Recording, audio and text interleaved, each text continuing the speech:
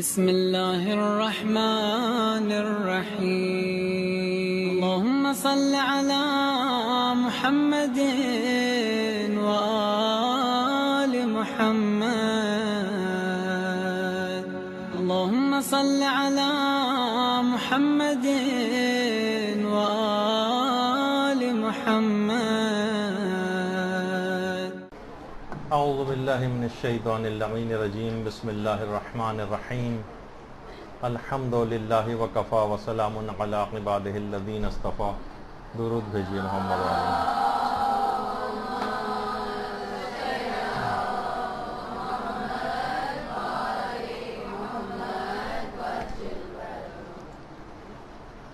آج ایک انتہائی اہم ترین موضوع پر جس کا بہت عرصے سے ارادہ بھی تھا اور بہت ساری طالبات کی طرف سے فرمائش بھی تھی، اس پر آج پہلا درس ہمارا ہے. وہ ہے تربیت اولاد کے عملی اصول کیا ہیں. اچھا، اس کے اندر پہلی بات بیان کر دی جائے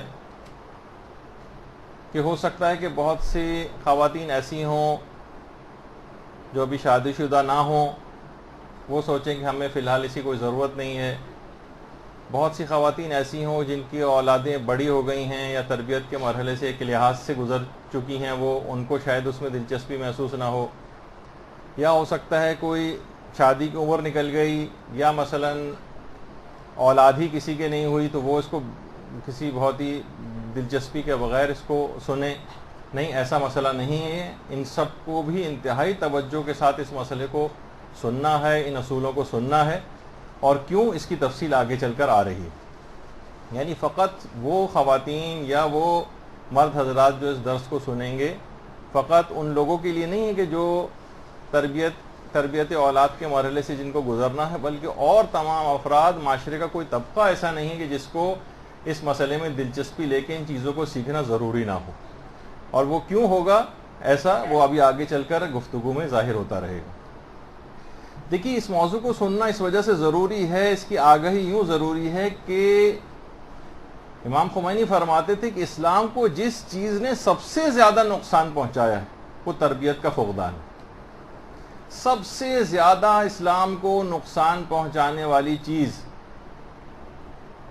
وہ ہے کہ جس میں یہ اولادیں جو بڑھتی چلی جا رہی ہیں، پیدا ہوتے چلے جا رہے ہیں لوگ اور بچے، ان کی تربیت اس طرح سے نہیں ہو رہی کہ جس طریقے سے ہونی چاہیے، اور اسلام کو اس سے نقصان پہنچ رہا ہے.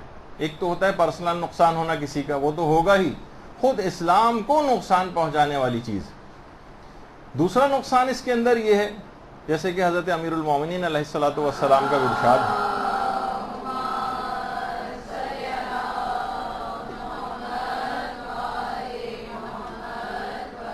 کہ کہیں ایسا نہ ہو کہ تمہاری وجہ سے تمہارا خاندان اور تمہارے عزیز و اقربا بدبخت ترین لوگوں میں سے ہو جائیں. بدبخت یعنی بدقسمت. اور یہ کب ہوتا ہے؟ جب وہ افراد، خاندان کے افراد بغیر کسی تربیت کے رہ جائیں. یہ اس وقت ہوتا ہے. یعنی دوسرے الفاظ میں ایک تو اسلام کو نقصان پہنچتا ہے اور دوسرا اس سے خاندان بھی تباہ و برباد ہو کر رہ جاتا ہے. بلکہ ایک تربیت کے بغیر بھی رہ گیا تو اس سے بھی شدید ترین نقصان پہنچتا ہے. پورا خاندان کی بدنامی ہوتی ہے اور وہ دوسرے بچوں اور نوجوانوں کے اوپر بھی اثر انداز ہوتا ہے. تیسرا نقصان یہ ہے اس کا کہ جس طریقے سے پیغمبر اسلام ختم مرتبہ صلی اللہ علیہ وآلہ وسلم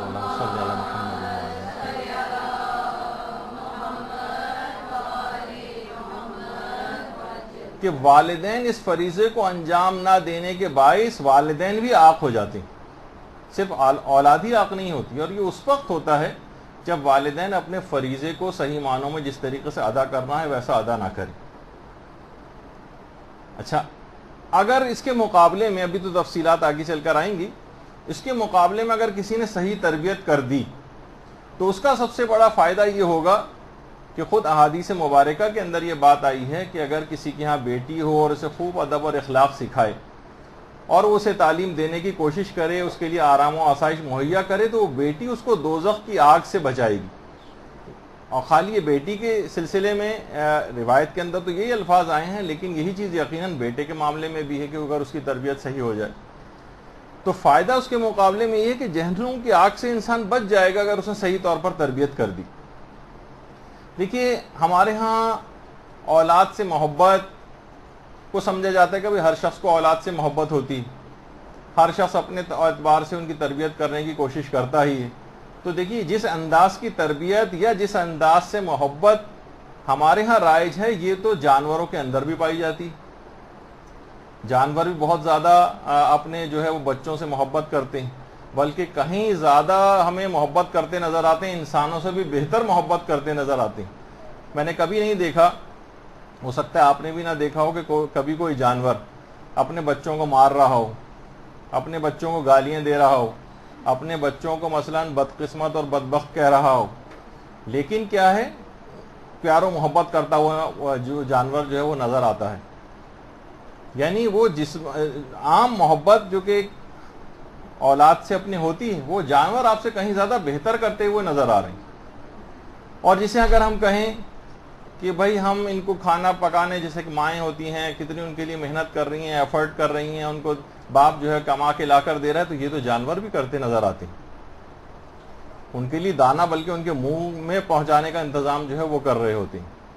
تو اگر آپ اس کو فقط تربیت کہیں گے تو یہ جانور آپ سے بہتر کرتے نظر آ رہے ہیں۔ اس کے معنی یہ ہوئے کہ بہترین تربیت اولاد کے حق میں یہ ہوگی کہ چاہے والدین ہوں خواہ اولاد، تربیت ایسی ہو کہ یہ دونوں جنت کو حاصل کر لیں اور جہنم سے اپنے آپ کو بچا لیں۔ دیکھیے اگر ہم دیکھیں صرف اس کے لحاظ سے کہ آپ کو احساس ہو جائے کہ کتنا اہم موضوع ہے یہ، وہ یہ کہ ہمارے جتنے بھی علماء ہیں جب واقعی اپنی اولاد کی ایسی تربیت کر دیتے ہیں تو اس کا پھل بھی ان کے سامنے ان کی اپنی زندگی میں اپنی آنکھوں سے پاتے ہیں، دیکھتے ہیں۔ آیت اللہ محسن الحکیم اور ان کے بیٹے آیت اللہ باقر الحکیم والد کی دست بوسی کر رہے ہیں، بچپن سے ہی بالکل صحیح ترین تربیت۔ بچپن سے صحیح تربیت ہو تو وہ بچہ جو کل تک صرف ایک عام بچہ تھا لیکن کیا ہے صحیح تربیت ہو گئی۔ رہبر معظم آیت اللہ خامنئی کی بچپن کی تصویر، ابھی داڑھی بھی نہیں نکلی، مونچھیں بھی نہیں آئیں، جوان بھی نہیں ہوئے، لیکن کیا ہے کہ بہترین تربیت دین کی طرف راغب کیا والدین نے، اور اس کے بعد جب وہ باقاعدہ اپنی آنکھوں سے شاداں اور مسرور سید محمد جواد خامنئی رہبر معظم کے والد گرامی ان کے ساتھ بیٹھے ہوں، یہ خوشی کا عالم کیا ہوگا ایک باپ کے لیے کہ اس کا تربیت کا کتنا بہترین نتیجہ اس کے سامنے اس انداز سے آیا۔ اسی طریقے سے مثلا امام خمینی، والدین کی بچپن کی تربیت دیکھیے، کبھی بھی بڑے افراد جو ہوتے ہیں نا وہ ہمیشہ بچپن ہی سے بڑے ہونے کی طرف جاتے ہیں۔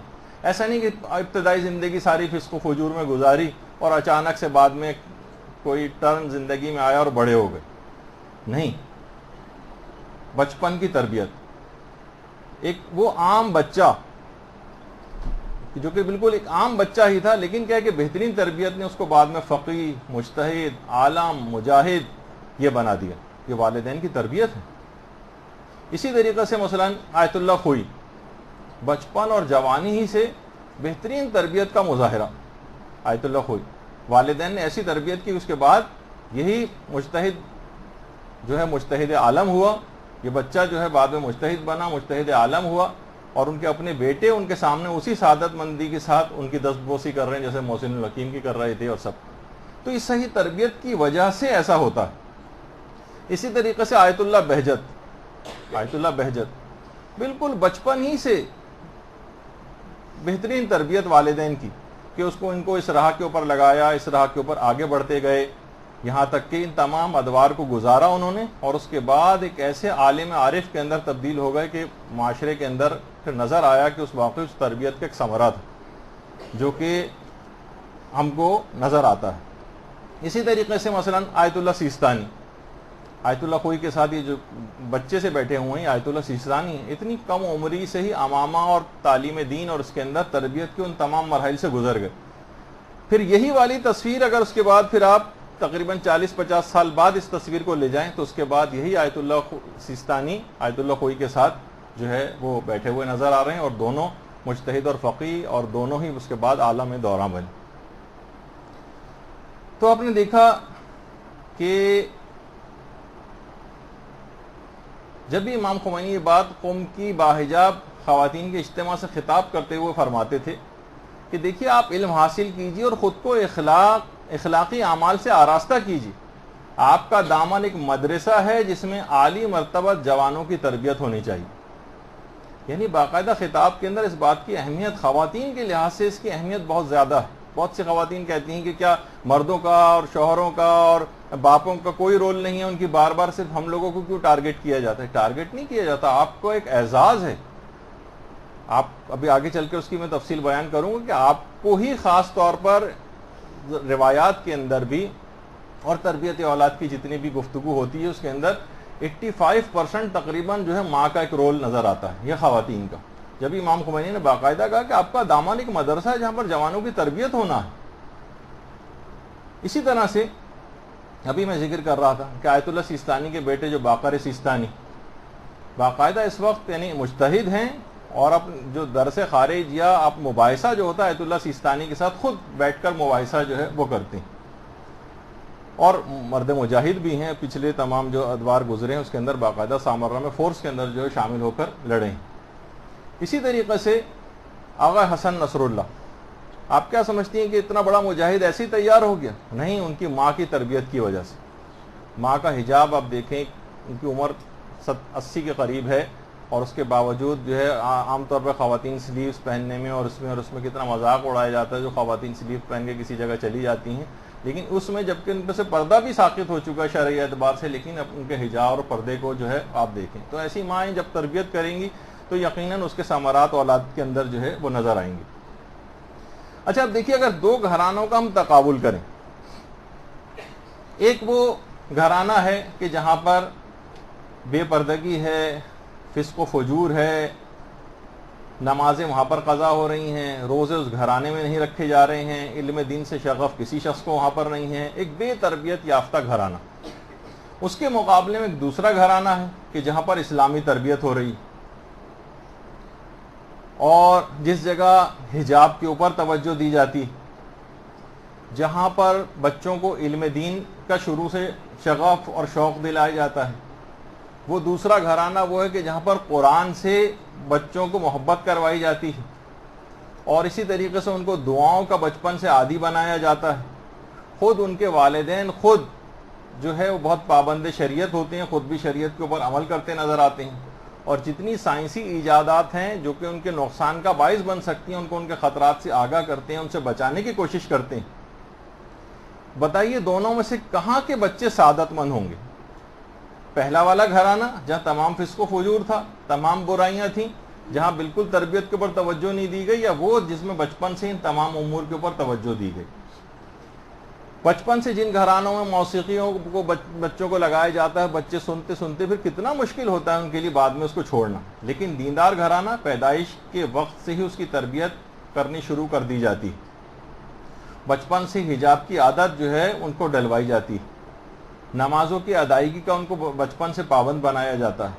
تو پھر جب وہ بڑے ہو جاتے ہیں اور جوان ہو جاتے ہیں تو وہی تمام چیزیں توجہات ان کے اوپر اس کے ثمرات نظر آتے ہیں، اور خصوصیت کے ساتھ جن افراد نے اس کا تجربہ کیا ہے اور باقاعدہ بچپن سے اپنے بچوں کی صحیح تربیت کر کے انہیں کچھ بنایا ہے، خاص طور پہ اب تو پاکستان کے بھی کتنے بچے اس طرح سے ہو گئے ہیں تربیت یافتہ اور حافظ قرآن بھی ہو گئے ہیں۔ یہ سید محمد حسین طباطبائی جو درس خارج کے لیول تک بھی پہنچ چکا ہے، اور حافظ قرآن، تو جو والدین دیکھیے ہوشیار تھے، انہوں نے اس بہترین قسم کی تربیت کی، ان کے بچے واقعاً بن گئے اور وہ آج اس کا پھل پا رہے ہیں۔ جو غافل رہے ان کے بچے بگڑ گئے، آج سر پکڑ کے وہ والدین بیٹھے ہوئے ہیں، اور پلوں سے اتنا پانی گزر چکا ہے کہ تقریباً مایوسی سی ہونے لگی ہے کہ شاید یہ اب کبھی سدھریں گے نہیں۔ تو دیکھیے اولاد کی اگر صحیح تربیت نہ ہو تو لوگ پھر والدین کو برا بھلا کہتے ہیں۔ کہا جاتا ہے نا کہ ایک اچھا تربیت یافتہ بچہ والدین کی تربیت کا ایک چلتا پھرتا ایک شاہکار اور اشتہار ہوتا ہے، اس کو دیکھ کر لوگ اس کے والدین کی تعریف کرتے ہیں، حتیٰ کہ خود معصومین نے بھی اپنے آپ کو بمنزل والدین کے کہا ہے، اور خود ہمارے چھٹے امام جعفر صادق علیہ الصلوۃ والسلام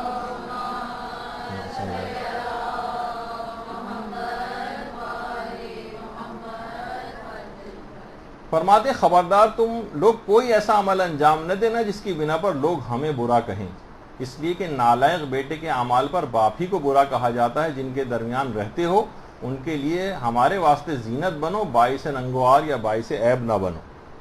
یعنی والدین کو برا کہا جائے گا کہ تم نے اس کی کیوں صحیح تربیت نہیں کی، ایسا بچہ خراب کیسے نکل گیا؟ تو امام نے خود اپنے آپ کو بمنزل والد کے رکھا ہے، کہا کہ ہمارے لیے باعث زینت بننا چاہیے تم، کہ لوگ ہمیں برا بھلا اس انداز سے نہ کہیں۔ تو اچھا، ابھی جیسے کہ میں نے کہا کہ دو گھرانوں کا بھی تقابل آپ کے سامنے پیش کیا، تو ظاہر فسق و فجور کے ماحول کے لحاظ سے اور اچھی تربیت یافتہ اولاد ہونے کے لحاظ سے ممکن نہیں ہے کہ دونوں گھرانے اور دونوں کی اولادیں ایک طرح سے ہوں۔ اچھا، اگر یہ ضرور بات ہے کہ اس میں صرف والدین کا رول نہیں، تربیت اولاد کے سلسلے میں باقاعدہ اتنے سارے فیکٹرز بچے کے اوپر اثر انداز ہوتے ہیں۔ والدین خود بہت بڑا فیکٹر ہے اس کے اندر، لیکن بچے کے دوست ان کی اگر نگرانی صحیح طور پر نہ کی تو بھی بچہ خراب ہو جائے گا۔ قریبی رشتہ دار وہ بھی بچے کو انفلوئنس کرتے ہیں، چھوٹے اور دیگر بہن بھائی، ایک بچے کی طرف توجہ زیادہ ہو گئی، دوسروں کو چھوڑ دیا آپ نے یا بدتمیز سمجھ کے نظر انداز کیا، وہ اثر انداز ہوگا۔ ارد گرد کا ماحول، اس کے اوپر بھی والدین کو توجہ رکھنی ہے، گلی محلے میں کہاں جا رہا ہے، اٹھنا بیٹھنا کن افراد کے ساتھ ہے، وہاں سے بھی وہ بھی اثر انداز ہوگا۔ اس کے بعد گھریلو ماحول، گھر میں لڑائی جھگڑے ہو رہے ہیں، ہر وقت گالم گلوچ ہو رہی ہے، گھریلو افراد کے تعلقات آپس میں خراب ہیں، بچے کی تربیت یہاں صحیح طور پر نہیں ہو سکے گی۔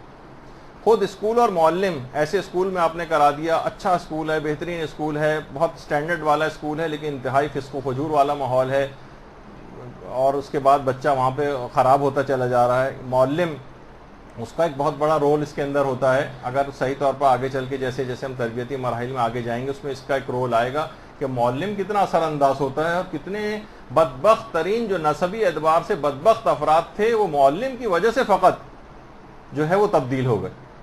اس کے علاوہ میڈیا اور سائنسی ایجادات یہ بچے پر اثر انداز ہو رہی ہیں، یہ کمپیوٹر اثر انداز ہو رہا ہے، انٹرنیٹ اثر انداز ہو رہا ہے، موبائل فون اثر انداز ہو رہے ہیں، اور یہ جتنی بھی سائنسی ایجادات ہیں ان سے بھی کس طریقے سے، اور ٹی وی وغیرہ سے ان کو اس کے مفاسد سے کیسے بچانا ہے۔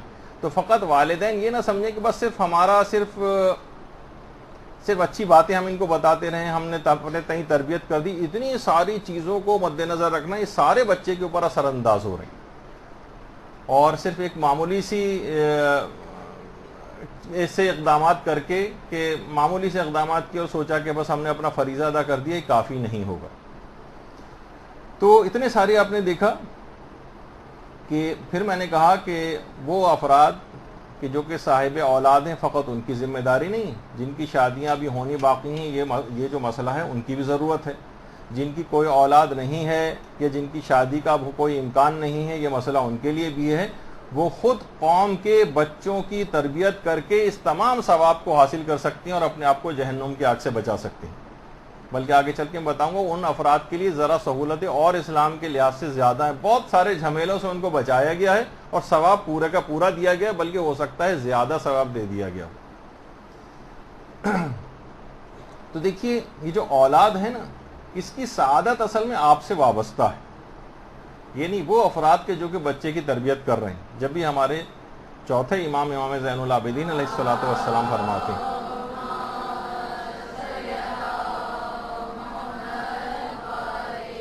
امام فرماتے ہیں کہ دیکھو فرزند کا حق یہ ہے کہ بس یہ خیال رکھو کہ تم اس کی اصل و اساس ہو، اس کی سعادت اور شقاوت تم سے وابستہ ہے، اس کی تربیت تمہارے ذمے ہے، دین کی باتوں سے آشنا کرنا تمہارا فریضہ ہے، اچھے اور نیک کاموں میں اس کی مدد کرو تاکہ وہ باقاعدہ خدا کی عبادت کر سکے۔ بس اتنا یاد رکھو کہ اگر اس کی تم نے اچھی تربیت کی تو تم کو اس کا ثواب ملے گا، اور اس کی تربیت کی طرف توجہ نہ دی اور غافل رہے اور اس نے کوئی دوسرا راستہ اختیار کر لیا تو اس کا عذاب تمہاری گردن پر ہوگا۔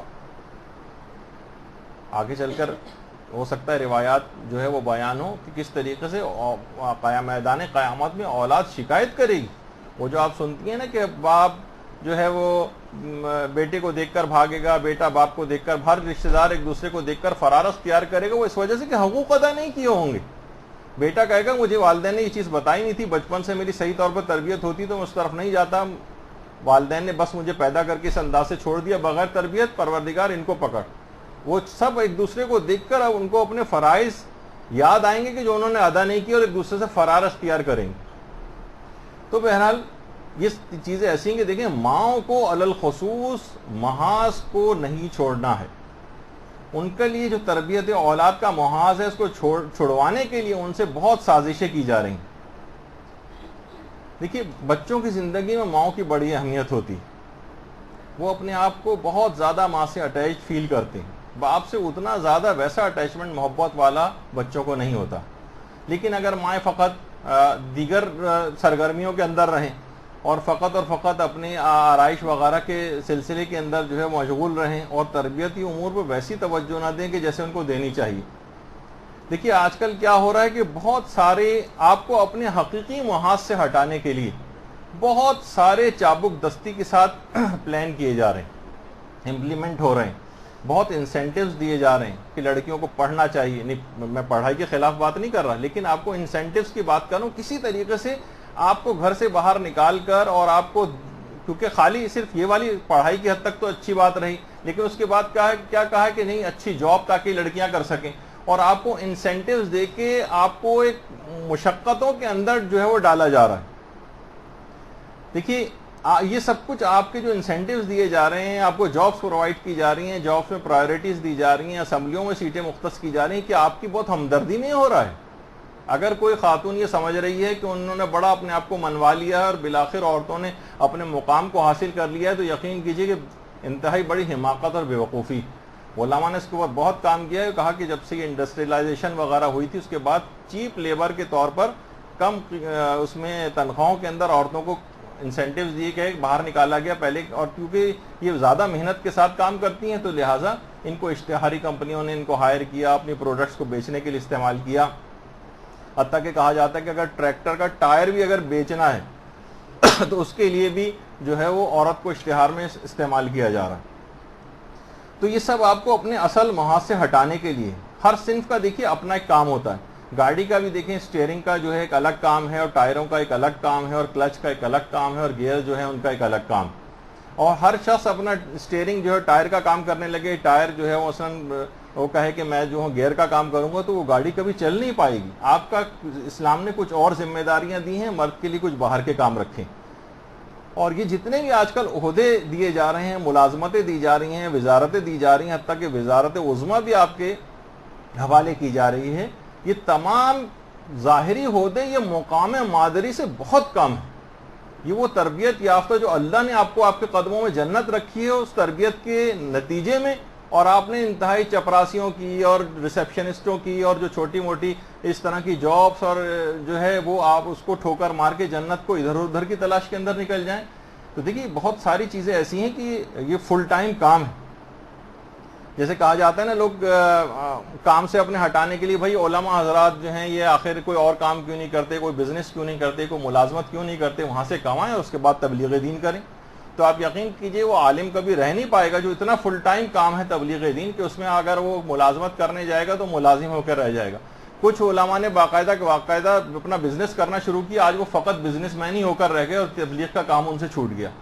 اگر وہ اس کو آپ کارپینٹر بنائیں گے تو وہ عالم کارپینٹر بن جائے گا، پھر تبلیغ دین کا کام نہیں کر سکتے. فل ٹائم کام ہے. اسی طریقے سے عورتوں کا جو تربیت کا کام ہے، معاشرے کی تربیت کا کام، ایک فل ٹائم کام ہے. اس کے اندر دیکھیے تمام چیزوں کے اندر ایک چیز فراموش کر دی جاتی ہے عورتوں کے حقوق میں. کہا جاتا ہے بھائی عورتوں کے اتنے حقوق اتنے حقوق اتنے حقوق. ایک چیز فراموش کر دی جاتی ہے، وہ ہے عورت کا عورت ہونا. وہ صنف نازک ہے، اس کے اندر جسمانی اعتبار سے وہ طاقت نہیں کہ آپ اس کے اوپر اتنی زیادہ ذمہ داریاں ڈال دیں. باہر کے بھی کام سارے کرے، کما کر بھی لے کر آئے، ملازمتیں بھی کرے، گھر میں بھی آئے، بچوں کو بھی سنبھالے، شوہرداری بھی کرے، گھر کے دیگر افراد کے کام بھی کرے. یہ تو ایک لحاظ سے کہا جاتا ہے نا کہ اگر گائے جو ہے بیل کا کام اپنے ذمے لے لے گی تو سوچیے کتنا زیادہ اس کے لیے پریشان کن بات ہو جائے گی. یہ سارے کام آپ کو یعنی ایک لحاظ سے دیکھا جائے تو آپ کو بیوقوف بنانے کے لیے آپ کو جابس کے اندر جو ہے وہ انسینٹیو دے کے بلایا جاتا ہے.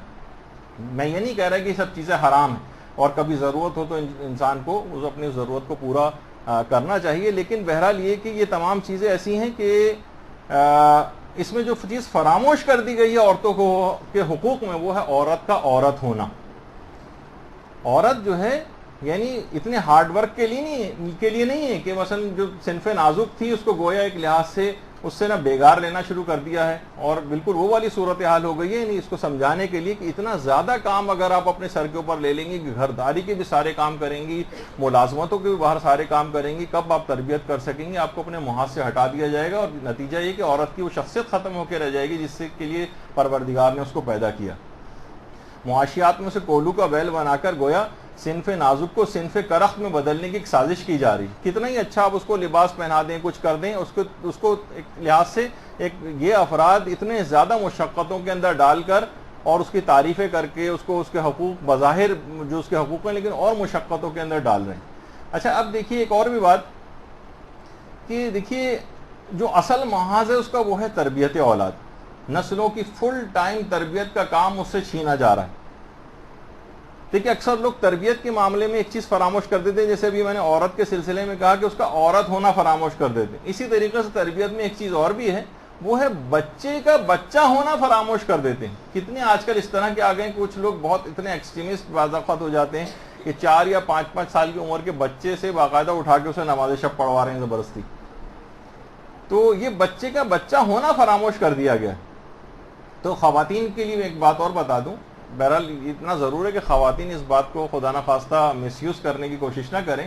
دیکھیے اسلام نے جو ایک عورت ہے بیوی کے طور پر اس پہ فقط 3 واجبات رکھے ہیں, 3 واجبات, باقی سب جو چیزیں مستحبات ہیں, لیکن اس کو مس یوز نہ کرے کوئی, کیونکہ گھر بہرحال انہیں مستحبات ہی سے چلتے ہیں.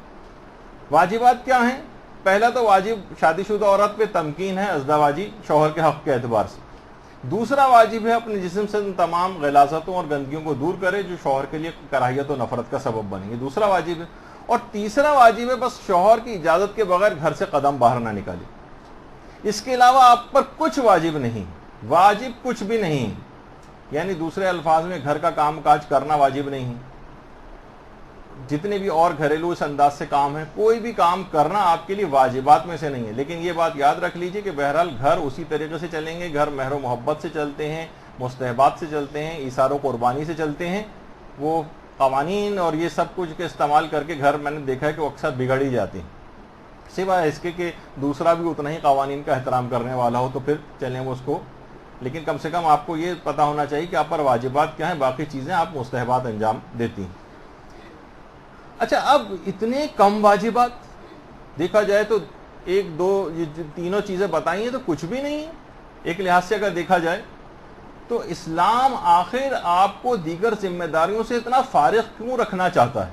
ایک عورت کو کبھی سوچ وچار کرنا چاہیے نا. واجبات تو فقط اتنے کم ہیں آپ پر. ہاں آپ کے لیے اگر یہ تمام چیزیں گھریلو ذمہ داری کو واجب قرار دے دیتا تو آپ کہتے کہ بھائی پہلے سے ہمارے پر دیکھیے اتنی ذمہ داریاں اسلام نے ڈالی ہیں, پھر ہم کہاں تربیت وغیرہ کا موقع سے مل سکے گا. تو اسلام نے جو عورت کو اتنا فارغ رکھا ہے, وہ ٹھیک ہے کہ آپ مستحبات اور مباحات وغیرہ بہت سارے اپنے ذمہ اپنے لے رکھے ہیں, اس کا ثواب آپ کو ملے گا, لیکن اصلاً اسلام آپ کو فارغ کر کے آپ سے تربیتی کام لینا چاہتا ہے. خالی رکھنے سے ہمیشہ, ورنہ کیا ہوتا اگر کوئی اور کام نہ ہوتا اور فقط خالی رکھا جاتا تو وہ فارسی کا ایک وہ ہے نا کہاوت کہ خانہ خالی را دیومی گیرت, اگر گھر خالی ہو تو وہاں پر بھوت پریت بسیرا کر لیتے ہیں. تو وہی والی بات ہے کہ اسلام ایسا تو نہیں رکھنا چاہتا کہ اس سے نقصانات ہونے لگیں, کیونکہ خالی گھر جو ہے آپ کو پتہ ہے وہ پھر دماغ جو ہے وہ ڈیولز ورک شاپ یا شیطان کا جو کارخانہ وہ بن جاتا ہے وہ. تو بہرحال اس سے بہت زیادہ غفلت آج کل ہو رہی. مائیں یہ سمجھتی ہیں کہ ہمارا کام یہ ہے کہ ہم بچوں کو اسکول کے لیے تیار کر دیں, ان کے لیے کھانے پکائیں, ان کے لیے ٹیوشنز پہ لائیں اور لے جائیں. یہ سوچتی ہیں بہت بڑا ہم نے جو ہے گویا جو ہے کام کر دیا, یہاں تک کہ اس کا کسی بھی پروفیشنل کالج یا یونیورسٹی کے اندر اس کا جو ہے وہ داخلہ ہو جائے, وہ اچھی طریقے سے پڑھ لکھ جائے, پھر اس کی شادی وغیرہ کر دی جائے, بس ہم اپنے فرائض سے عہدہ برا ہو گئے. یہ والے جتنی بھی چیزیں نظر آتی ہیں نا, یہ ساری یہ تربیتی امور کے اندر ایک اچھا شہری بنانے کے حوالے سے تو ہو سکتی ہیں.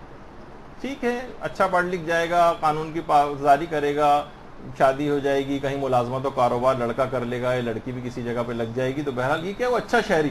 لیکن یہ ان کی عاقبت بخیر کرنے کے لیے اور تربیتی امور اس کو نہیں کہا جائے گا کہ آپ نے, کیونکہ تربیت فقط یہی نہیں ہے. ہمارے یہاں تربیت فقط اس کو سمجھا کہ تربیت میں مذہبی تربیت الگ ہوتی ہے, دینی تربیت الگ ہوتی ہے, اس کی فکری تربیت بچے کی الگ ہوتی ہے، جسمانی تربیت الگ ہوتی ہے، روحانی تربیت الگ ہوتی ہے، اخلاقی تربیت بچے کی الگ ہوتی ہے، علمی لحاظ سے تربیت وہ الگ ہوتی ہے. بہت ساری تربیت کی اقسام ہیں. آپ نے فقط ایک شعبے کو لے لیا مثلا جسمانی تربیت اور باقی سب تربیتوں کو چھوڑ دیا.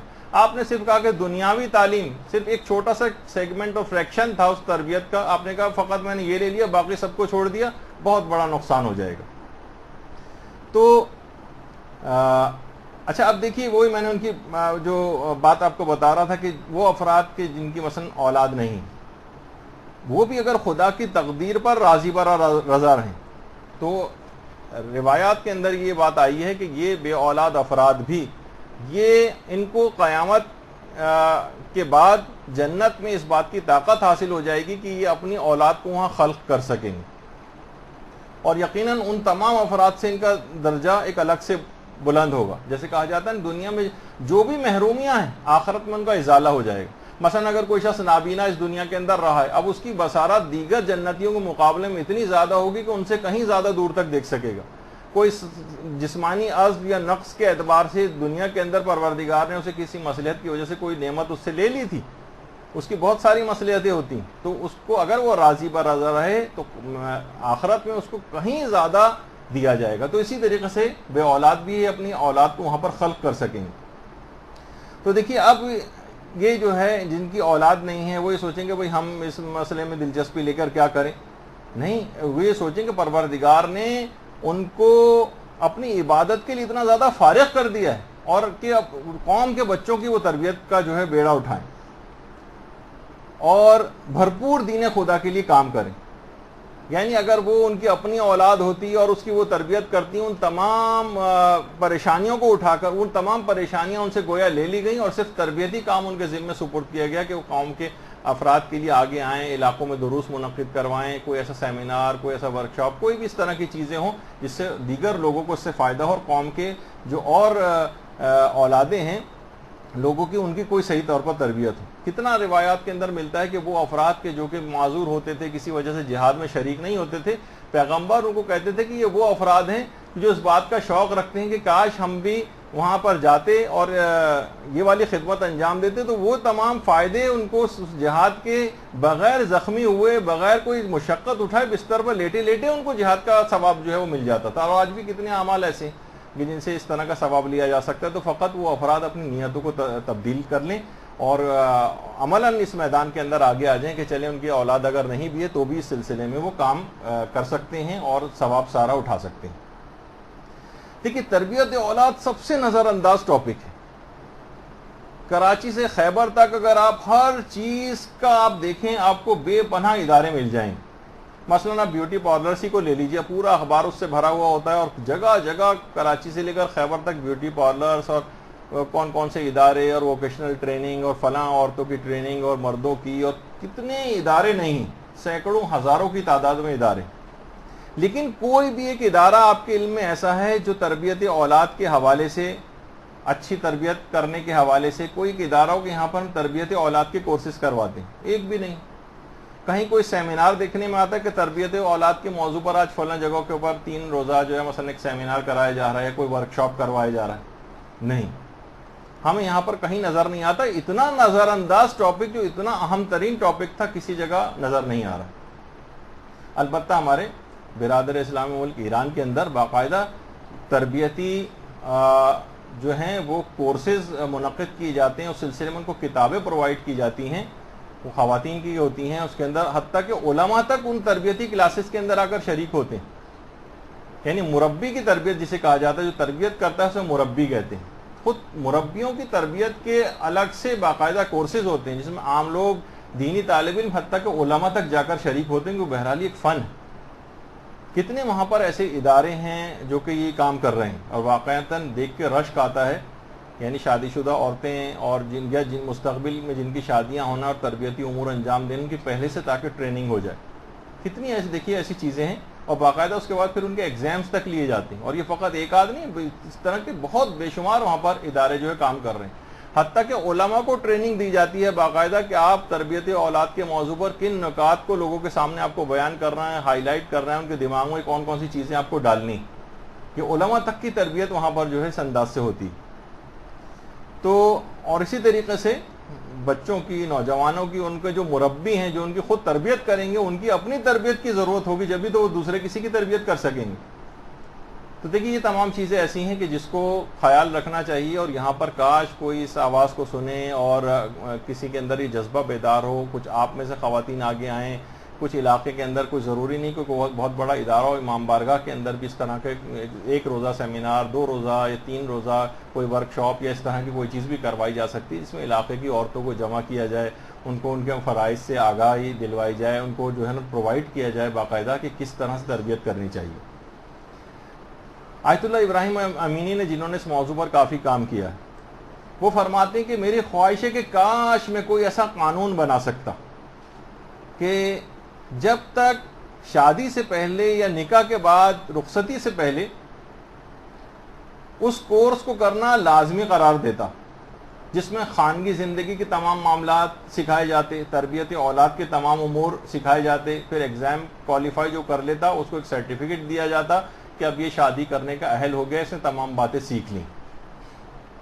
کاش میں ایسا کوئی قانون بنا سکتا. دیکھیے ایسے قوانین بہت سارے ایسے ہیں جو حکومتیں اگر چاہیں تو اس کو امپلیمنٹ کر سکتی ہیں. جیسے خود انڈونیشیا کے اندر ایک قانون ہے کہ اگر جب تک کوئی شخص شادی اگر کرنا چاہے تو جب تک حج نہ کر لے وہ شادی نہیں کر سکتا. قانون ایک لحاظ سے اب ہو سکتا ہے اس میں کچھ سقوم اور خرابیاں جو ہیں وہ کوئی نکالے، لیکن بہرحال ایک اچھی چیز سے بہت کم عمری میں نوجوان وہاں پر ان کے حج کرتے ہوئے نظر آتے ہیں. اور ہمارے ہاں جتنے بھی ہوتے ہیں ان میں اکثریت جب وہاں جاتی ہے تو اکثر حکومت سعودی عرب کو باقاعدہ شکایت کرنا پڑی کہ اتنے بوڑھے افراد وہاں پر بھیج دیتے ہیں کہ جو جاتے ہیں انتقال کر جاتے ہیں حج کرنے سے بھی پہلے.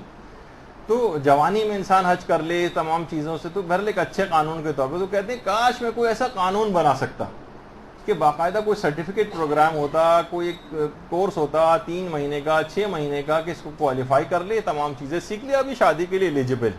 مثلا کسی جگہ کوئی اگر ذمہ داری سنبھالنا چاہتا ہے، اس کی کوئی ٹریننگ ہی نہیں ہے، پائلٹ بننا چاہ رہا ہے، وہ ڈائریکٹ جا کے اس کو پائلٹ کی سیٹ پہ بٹھا دیا جائے تو یہ تو سب کو ڈبوئے گا نا. تو اسی طریقے سے اولاد پیدا ہو جائے گی ان کی، اور یہ بے تربیت یافتہ افراد. اچھا اس میں کچھ چیزیں ایسی ہیں جو ہم مرحلے وار بیان کریں گے تو آپ حیران ہوں گے کہ بہت ساری چیزوں کا ٹائم نکل چکا ہے.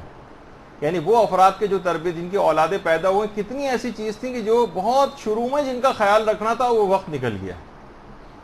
تو جب یہ کہ یہ پہلے سے یہ تمام چیزیں سیکھ لی جائیں تاکہ ان مرحلوں کے اوپر ان اعمال کو کرتے ہوئے انسان جائے، اور پھر دیکھے گا کہ وہ کتنا اس کو اس بچوں کے اندر تبدیلی نظر آئے گی، اور معاشرے سے بالکل ایک الگ طرح کے بچے وہ نظر آئیں گے جو اس طرح کے تربیت یافتہ ہوں.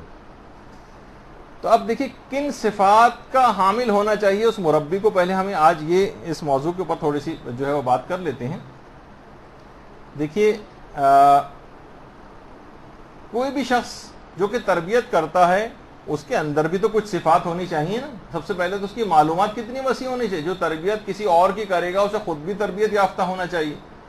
تو علماء کہتے ہیں مربی کے اندر یا ماں ہوں یا باپ ہوں، ان کی جو پہلی خصوصیت ہے اس کے اندر اخلاص ہونا چاہیے. خدا اس کے دماغ میں ہونا چاہیے کہ پروردگار نے مجھے حکم دیا ہے.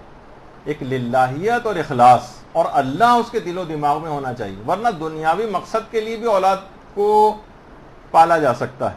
دنیاوی لحاظ سے وہ پڑھ لکھ جائے، اپنے پاؤں پہ کھڑا ہو جائے، اچھا کھانے کمانے لگے، گھر بار اس کا ہو جائے، اولاد ہو جائے، بڑھاپے کا ہمارا سہارا بن جائے، اچھا شہری بن جائے. تو دماغ میں یہ تصور ہونا چاہیے اللہ کی طرف سے کہ اللہ نے فریضہ عائد کیا ہے، اور اللہ کی طرف سے جو احکامات اس سلسلے میں ہیں ان چیزوں کو وہ کرے تاکہ جس سے بچہ اس کا سعادت مند بن سکے اور اپنے آپ کو خود بھی جہنم سے بچا سکے اور اپنی بعد میں آنے والی اولادوں کو بھی. تو اللہ اس کے دیکھیے بہت ساری ایسے موقع آتے ہیں جس وقت اللہ دماغ سے نکل جاتا ہے. یہی وجہ ہے کہ پیغمبر اسلام نے باقاعدہ غصے کی حالت میں اللہم صلی علی محمد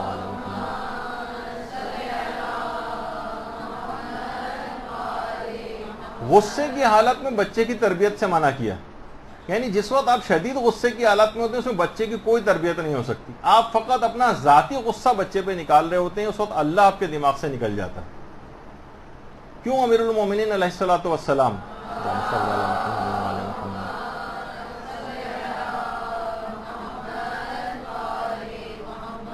اس کافر کے سینے سے اتر آئے تھے اور قتل کرنے کا ارادہ اس کو ترک کیا تھا کہ اس وقت میرا ذاتی غصہ کہیں اس شخص کے اوپر نہ ہو جائے، میں اللہ کے لیے اس کو قتل کرنا چاہتا ہوں.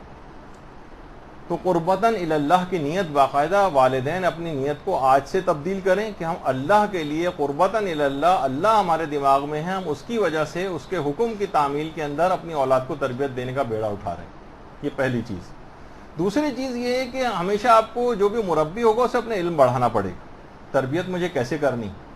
دیکھیے کوئی بڑا باورچی بننا چاہے، آج کل ٹی وی پہ کھانے پکانے کے بڑے پروگرام اور ایک سے ایک بڑے شیف اس کے اندر جو ہے وہ آ رہے ہیں، اور اس کو کھانا پکانا ہی نہ آتا ہو مثلا، تو وہ دوسروں کو کھانا پکانے سکھانے چلا ہے وہ، تو کیا ہوگا کہ یہ اس کو اپنا علم بڑھانا پڑے گا جو بھی تربیت کرنے والا ہے۔ اور اس سلسلے میں جتنی بھی کتابیں، تقریباً 10 11 12 کتابیں تو ایسی ہیں جو مارکیٹ میں تربیت اولاد کے عنوان سے اچھی کتابیں بھی مارکیٹ میں اویلیبل ہیں اردو زبان میں، اور فارسی عربی میں تو خیر بہت زیادہ ان کی بڑی تعداد ہے، لیکن بہرحال اردو زبان میں بھی 11 12 کتابیں ترجمہ ہو گئیں۔ تو والدین کو چاہیے کہ سب سے پہلے تو وہ کتابیں خرید لیں۔ اس کے بعد بہت ساری کتابیں ہیں، اس کے علاوہ علماء کے بہت سے دروس ہیں، یعنی خود ہمارے استاد محترم نے اپنے ایک درس میں بیان کیا تھا کہ 70 80 کے قریب تو میں ہی اس موضوع کے اوپر درس دے چکا ہوں، یعنی وہ ہمارے استاد محترم، بلکہ شاید اس سے بھی کہیں زیادہ۔ تو یا دیگر صاحبان جو ایمان و مخلص والدین ہیں ان سے انسان مشورہ لے، یعنی جو مربی ہے اس کو اخلاص اپنے اندر پیدا کرنا ہے، اپنے علم کو بڑھانا ہے۔ علم بڑھانے کی کتابی طریقہ ہو سکتا ہے اور علماء کے درس ہو سکتے ہیں۔ اس کے علاوہ جو دیگر سنسیئر والدین یا تجربہ کار والدین ہیں جنہوں نے اچھی اولادوں کی تربیت کی، ان سے انسان کانٹیکٹ کرے، ان سے طریقہ کار پوچھے کہ آپ نے ایسا کیا طریقہ کار کیا کہ آپ کے بچے اچھے نکل گئے، ہمیں بھی وہ چیزیں بتائیں، ہو سکتا ہے کچھ ایسی ٹپس وہ آپ کو دے دیں کہ جس سے جو ہے وہ آپ کے بچے بھی جو ہے وہ نیکوکار ہو جائیں۔ تو اس کے بعد یہ ہے کہ بچہ دیکھیے آپ کے والدین کے نا عمل کو دیکھتا ہے، ایک ایک چیز وہ آبزرو کر رہا ہوتا ہے، وہ زبانی واضح و نصیحت نہیں سنتا، وہ حتیٰ کہ جو ایکشنز کر رہے ہوتے ہیں اس کی بھی کاپی کرنے کی کوشش کرتا ہے، چاہے وہ کتنا ہی چھوٹا کیوں نہ ہو۔ تو اچھا دیکھیے بڑے لوگوں کا یہ بھی یہی حال ہوتا ہے، جب بھی یہی وجہ ہے کہ پیغمبر اسلام نے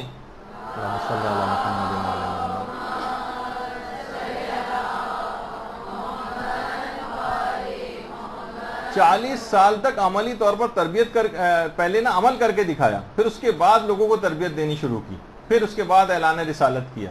بڑوں میں بھی ہوتا ہے، پہلے وہ آپ کے عمل کو دیکھتے ہیں، پھر قول و فعل کا کوئی تضاد تو نہیں ہے، پھر آپ کی بات کو سنتے ہیں۔ تو بچہ جو ہے والدین کو پورا دیکھ کے کاپی کر رہا ہوتا ہے۔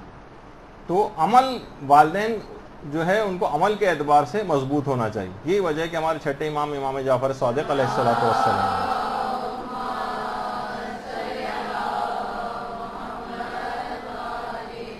اور مختلف الگ الگ الفاظ میں بھی آئیے کونوا داعۃ الناس الی اللہ بغیر السنتکم، کہ دیکھو زبان کو مت ہلاؤ اللہ کی طرف بلانے میں، بلکہ اپنے عمل سے تبلیغ کرنے کی کوشش کرو۔ بغیر السنتکم یعنی زبان کو ہلائے بغیر، یعنی تمہارا خود عمل اس کیسا ہو کہ لوگ اس کو اللہ کی طرف جو ہے خود بخود وہ کھینچ کر لے جائے۔ تو بہت کم لوگ ہوتے ہیں جو زبانی واضح و نصیحت کا اپنی جگہ پر ایک اثر ہے، لیکن وہ عمل کے اعتبار سے اگر آپ کوئی نمونہ عمل بن کر دکھا دیں بچے کو تو وہ خود بخود بہت ساری چیزیں آبزرو کر رہا ہوتا ہے۔ علماء دیکھیے ایک بات بڑی اچھی کہتے ہیں کہ دیکھیے جو بھی ماں یہ چاہتی ہے کہ میری بیٹی جو ہے باحجاب بن جائے، ماں کو خود پہلے باحجاب ہو کر دکھانا پڑے گا۔ جو صفت بھی آپ چاہتے ہیں کہ آپ کی اولاد میں پیدا ہو جائے، مثلا آپ چاہیں کہ میرا بچہ جو سچا ہو، آپ کو خود سچائی پہ عمل کرنا پڑے گا۔ کہ آپ کا بچہ بہت زیادہ دیانت دار ہو، امانت دار ہو، خوش اخلاق ہو، دیندار ہو، نمازی ہو، روزے دار ہو، والدین کا احترام کرنے والا ہو، تو یہ تمام چیزیں خود مربی کو اپنے اندر پیدا کرنی پڑیں گی۔ یعنی یہ ممکن نہیں ہے کہ آپ ان تمام چیزوں کی مخالفت کریں اور اس کے بعد پھر توقع رکھیں کہ بچہ میرا بہت اچھا ہو جائے۔ یہ صرف ایک خواہش ہوگی، ایک دیوانے کا خواب جسے کہا جاتا ہے وہ ہوگا، اس کے علاوہ اس سے زیادہ اس کی کوئی حیثیت نہیں۔ مثلا کوئی کہے کہ بہت میرا بچہ بڑا ہو کر یعنی علم کے لحاظ سے بھی ہو تو پھر باپ کو بھی ایسے بننا پڑے گا۔ ضروری نہیں کہ ہر شخص کوئی باقاعدہ عالم دینی بنے، لیکن ایک کم سے کم ایک بیسک دین کی معلومات تو ضرور اس کے پاس، والدین کے پاس ہونی چاہیے۔ کہا جاتا ہے کہ ہمارے جو رہبر معظم ہیں علی خامنئی، یہ دیگر بچوں کی یعنی جو ابتدائی دینی کتابیں ہیں، شرح امثلہ اور دیگر جو ابتدائی دینی کتابیں ساری کی ساری انہوں نے بچپن میں اپنی ماں سے پڑھی تھی، اپنی والدہ گرامی سے۔ یعنی ماں اتنی تربیت یافتہ گھر کے اندر موجود تھی کہ ابتدائی حوزوی ابتدائی دینی کتابیں ساری ماں نے ان کو پڑھائیں. تو اگر خود عامل نہیں ہیں اور خود وہ تربیت یافتہ نہیں ہیں اور خود دیندار نہیں ہیں تو بچوں سے کیسے تربیت کی توقع کی جا سکتی کہ بڑے تربیت یافتہ ہوں گے. وہ جو لطیفہ بھی ہے نا کہ وہ لڑکا جو ہے ایک درخت جو تھا امرود کا اس کے اوپر چڑھا ہوا تھا تو مالی نے پکڑ لیا اس کو اور کہا کہ بھائی یہ کیا, چلو تمہیں پکڑ کے تمہارے باپ کے پاس لے کے چلتا ہوں. اس نے کہا دور جانے کی ضرورت نہیں, ابا برابر والے پیڑ پہ چڑھے ہوئے وہ بھی امرود کھا رہے ہیں. تو اب یہ جو ہے اس قسم کا خود والدین بھی اسی کے اندر گرفتار ہوں گے تو یہ ایسے جو ہے وہ بچوں کی تربیت کون کرے گا؟ ان کو خود بھی والدین کو اپنا کردار ایسا بنانا پڑے گا.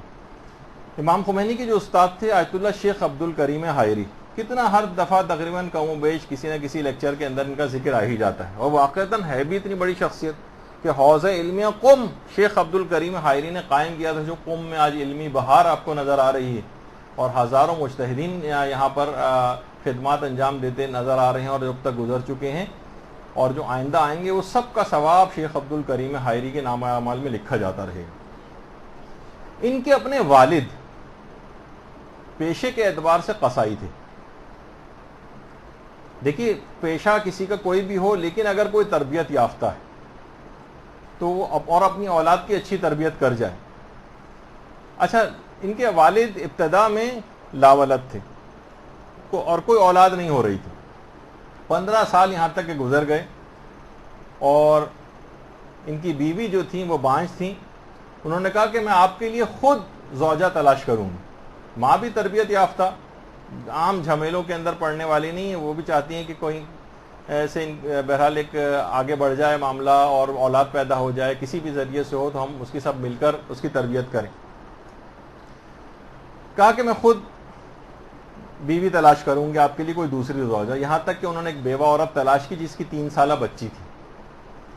بہرحال نکاح ہوا شیخ عبد الکریم حائری سے, اور اس کے بعد جب شادی والے دن اس بچی کو جب ماں سے جدا کیا گیا تو بچی اس قدر روئی کہ اتنے رحم دل اور اخلاق کریمہ سے آراستہ جو شیخ عبد الکریم حائری کے جو والد گرامی تھے وہ برداشت نہیں کر سکے اور اس عورت کو مہر دے کر رخصت کیا کہ کہا میں اس بچی کو ماں سے جدا نہیں کر سکتا. اگر پروردگار نے مجھے اولاد دینی ہے تو میری اسی بیوی سے مجھ کو دے دے, ورنہ میں کم سے کم یہ ظلم نہیں کروں گا. ظاہر تربیت یافتہ. اور اس کے بعد پہلے ہی سال اس واقعے کے شیخ عبد الکریم حائری کی 15 سال بعد انہی زوجہ کے ذریعے ولادت ہو گئی.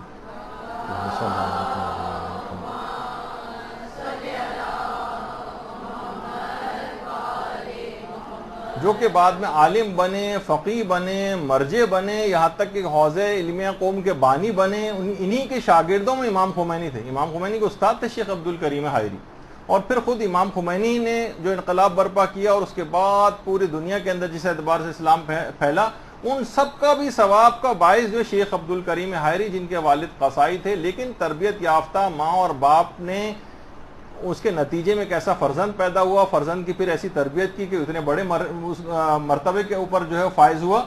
تو دیکھیے اس طرح سے یہ بات آگے بڑھتی ہے. بڑے لوگوں کا بچپن بھی بڑا ہوتا ہے, ان کے پیچھے اگر آپ جائیں ذرا تحقیقات کریں تو وہ عام افراد کی طرح سے لاپرواہ, لاؤبالی یا غیر شائستہ اخلاق کے حامل نہیں ہوتے, اور یہ سب کچھ تربیت کی وجہ سے ہوتا ہے.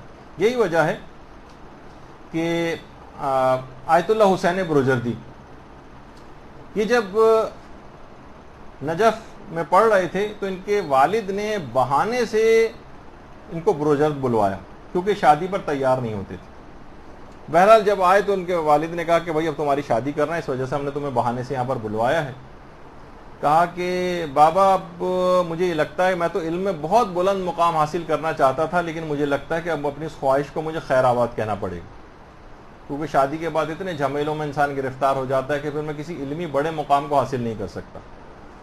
کہا کہ نہیں بیٹا, خدا پر بھروسہ کرو, ہم نے تمہارے لیے ایسی تربیت یافتہ شریک حیات تلاش کی جو علم و اخلاق سے بھرپور ہے. شادی ہوئی اور اس کے بعد ایسی علمی ترقی آیت اللہ حسین بروجردی کی ہوئی کہ جہان تشیع کے مرجع بن گئے.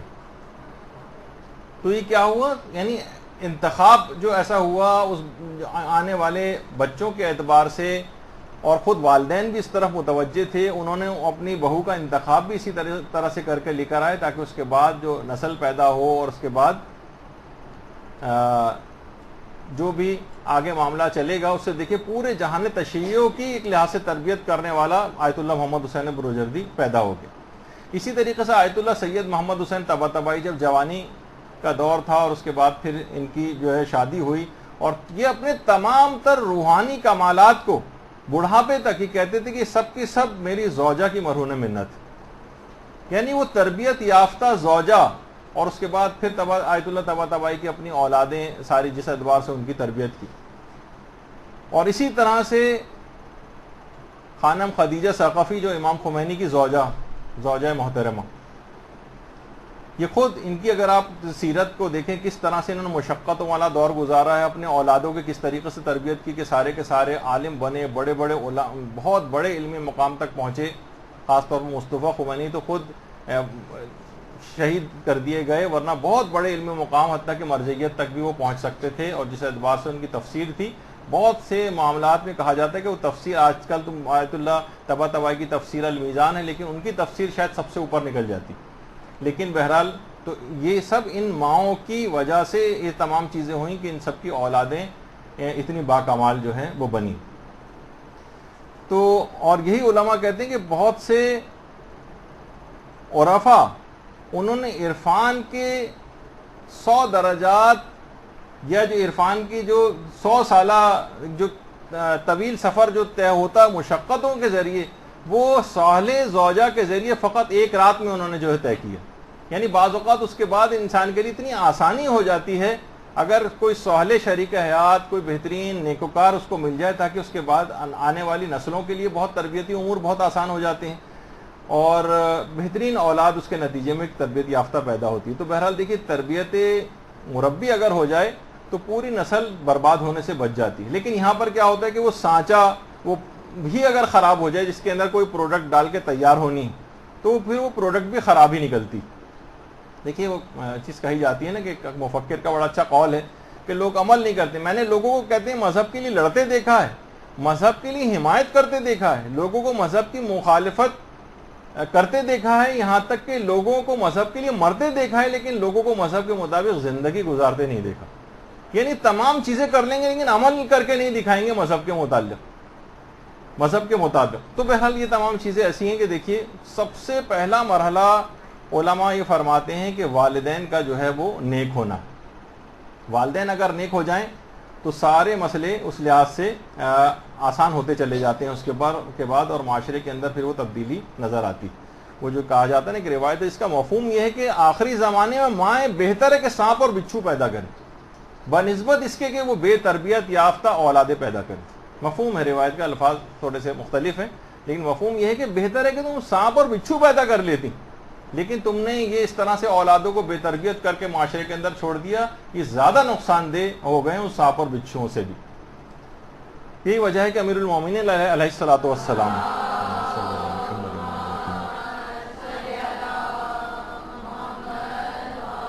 افسوس کرتے تھے باقاعدہ کہ مائیں آج کل مالک اشتر جیسے لوگ پیدا کرنے سے قاصر ہیں۔ ماؤں کو مخاطب کر کے کہا ہے مالک اشتر، مصر میں جن کا روضہ ہے مالک اشتر کا، اور یہ ان کی قبر مبارک ہے مالک اشتر کی، جن کے متعلق امیر المومنین کہتے تھے کہ اللہم صلی اللہ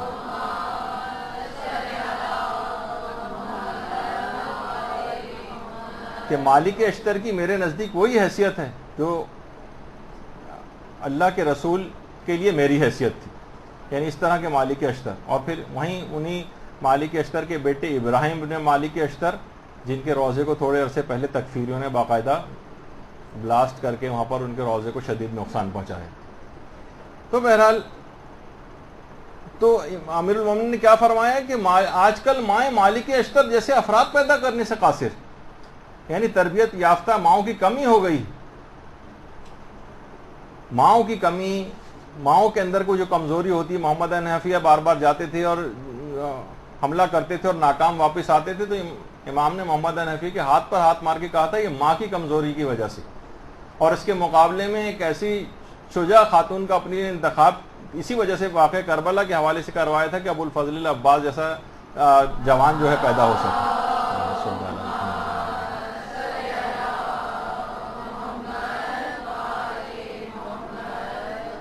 اور امام نے تربیت یافتہ ماؤں پر باقاعدہ فخر کیا ہے.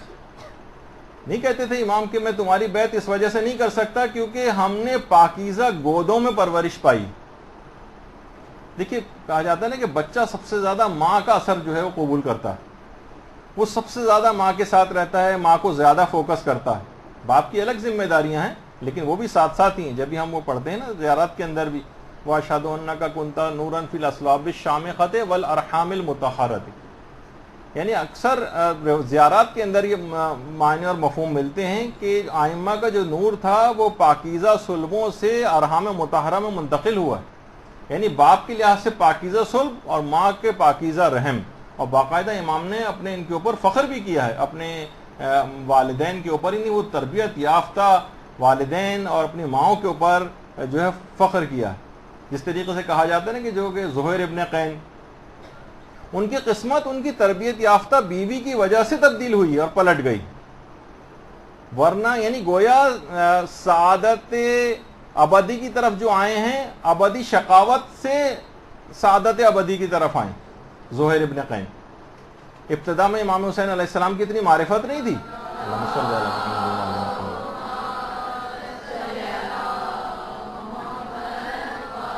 ایک لحاظ سے غیر جانبدار تھے, بلکہ اتفاق سے امام کے ساتھ ساتھ ہی سفر کر رہے تھے. امام کا جہاں خیمہ لگتا تھا وہاں سے دور ہٹ کے اپنا خیمہ لگاتے تھے. اور اب تو کیونکہ اس متعلق فلمیں بھی آ گئی ہیں کہ زہیر اس وقت بیٹھے ہوئے کھانا کھا رہے تھے اور قاصد نے جو ہے آ کر کہا کہ امام حسین نے آپ کو یاد کیا ہے, تو زہیر کے حلق میں کھانا پھنس گیا. سخت پریشانی ہے. اسی وقت ایک تربیت یافتہ بامعرفت زوجہ کی آواز گونجتی ہے اور کہتی ہے زہیر کس سوچ میں پڑ گئے ہو, امام وقت نے تم کو پکارا ہے, کیوں جواب نہیں دیتے ہو. اور اس تربیت یافتہ زوجہ کی وجہ سے زہیر کی قسمت پلٹ گئی, خواب غفلت سے بیدار ہوئے, گویا جس طریقے سے جھنجھوڑ دیا گیا.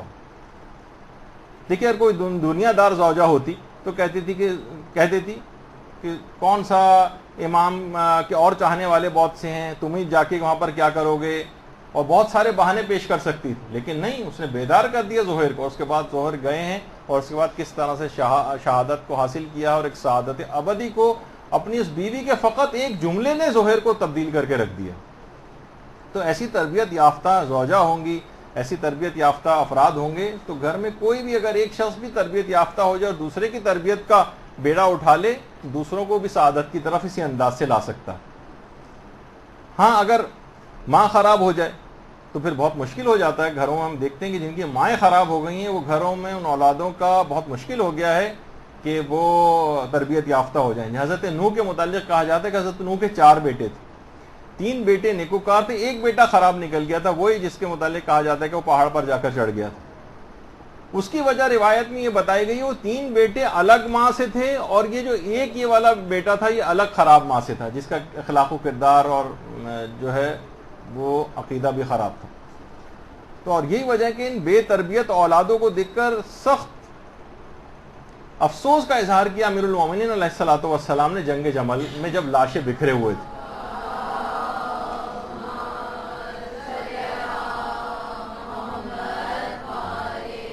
ان بکھرے ہوئے لاشوں میں جو جنگ جمل کے میدان میں بکھرے ہوئے تھے, مولا اس میدان میں بیٹھ کر لاشوں کے پاس بہت روئے. کہا جاتا ہے کہ تاریخ انسانیت میں کسی فاتح جرنیل کو فتح کے بعد آج تک کبھی کسی نے روتے نہیں دیکھا. اور امام فرماتے تھے کہ یہ لوگ روزے رکھتے تھے, یہ نمازیں پڑھتے تھے, یہ کس انداز سے جہنم میں چلے گئے. یعنی دیکھیے بے تربیت یافتہ اولاد جہنم میں جاتی. یعنی مائیں اگر ان کی صحیح طور پر تربیت کرتی اور محبت اہل بیت کو ان کے اندر منتقل کرتی اور یہ اپنے امام کی معرفت رکھتے اور اپنے امام کی اطاعت کرتے, ان کے احکام کی خلاف ورزی نہ کرتے, تو یہ کبھی جہنم میں نہیں جاتے. تو جو فسق و فجور کی زندگی گزار رہے ہیں ان کی اولاد صالح ہو جائے, توقع رکھنا ہی بالکل عبث ہے. اس لیے علماء نے تربیت اولاد میں سب سے پہلا مرحلہ جو رکھا ہے وہ ہے انتخاب ہمسر کا. دیکھیے تربیت اولاد سے شروع نہیں ہوتی, انتخاب ہمسر سے شروع ہوتی. یہ پہلا ہے سب سے. خواہ بیوی ہو خواہ شوہر, سانچہ صحیح ہوگا تو پروڈکٹ بھی صحیح نکلے گی.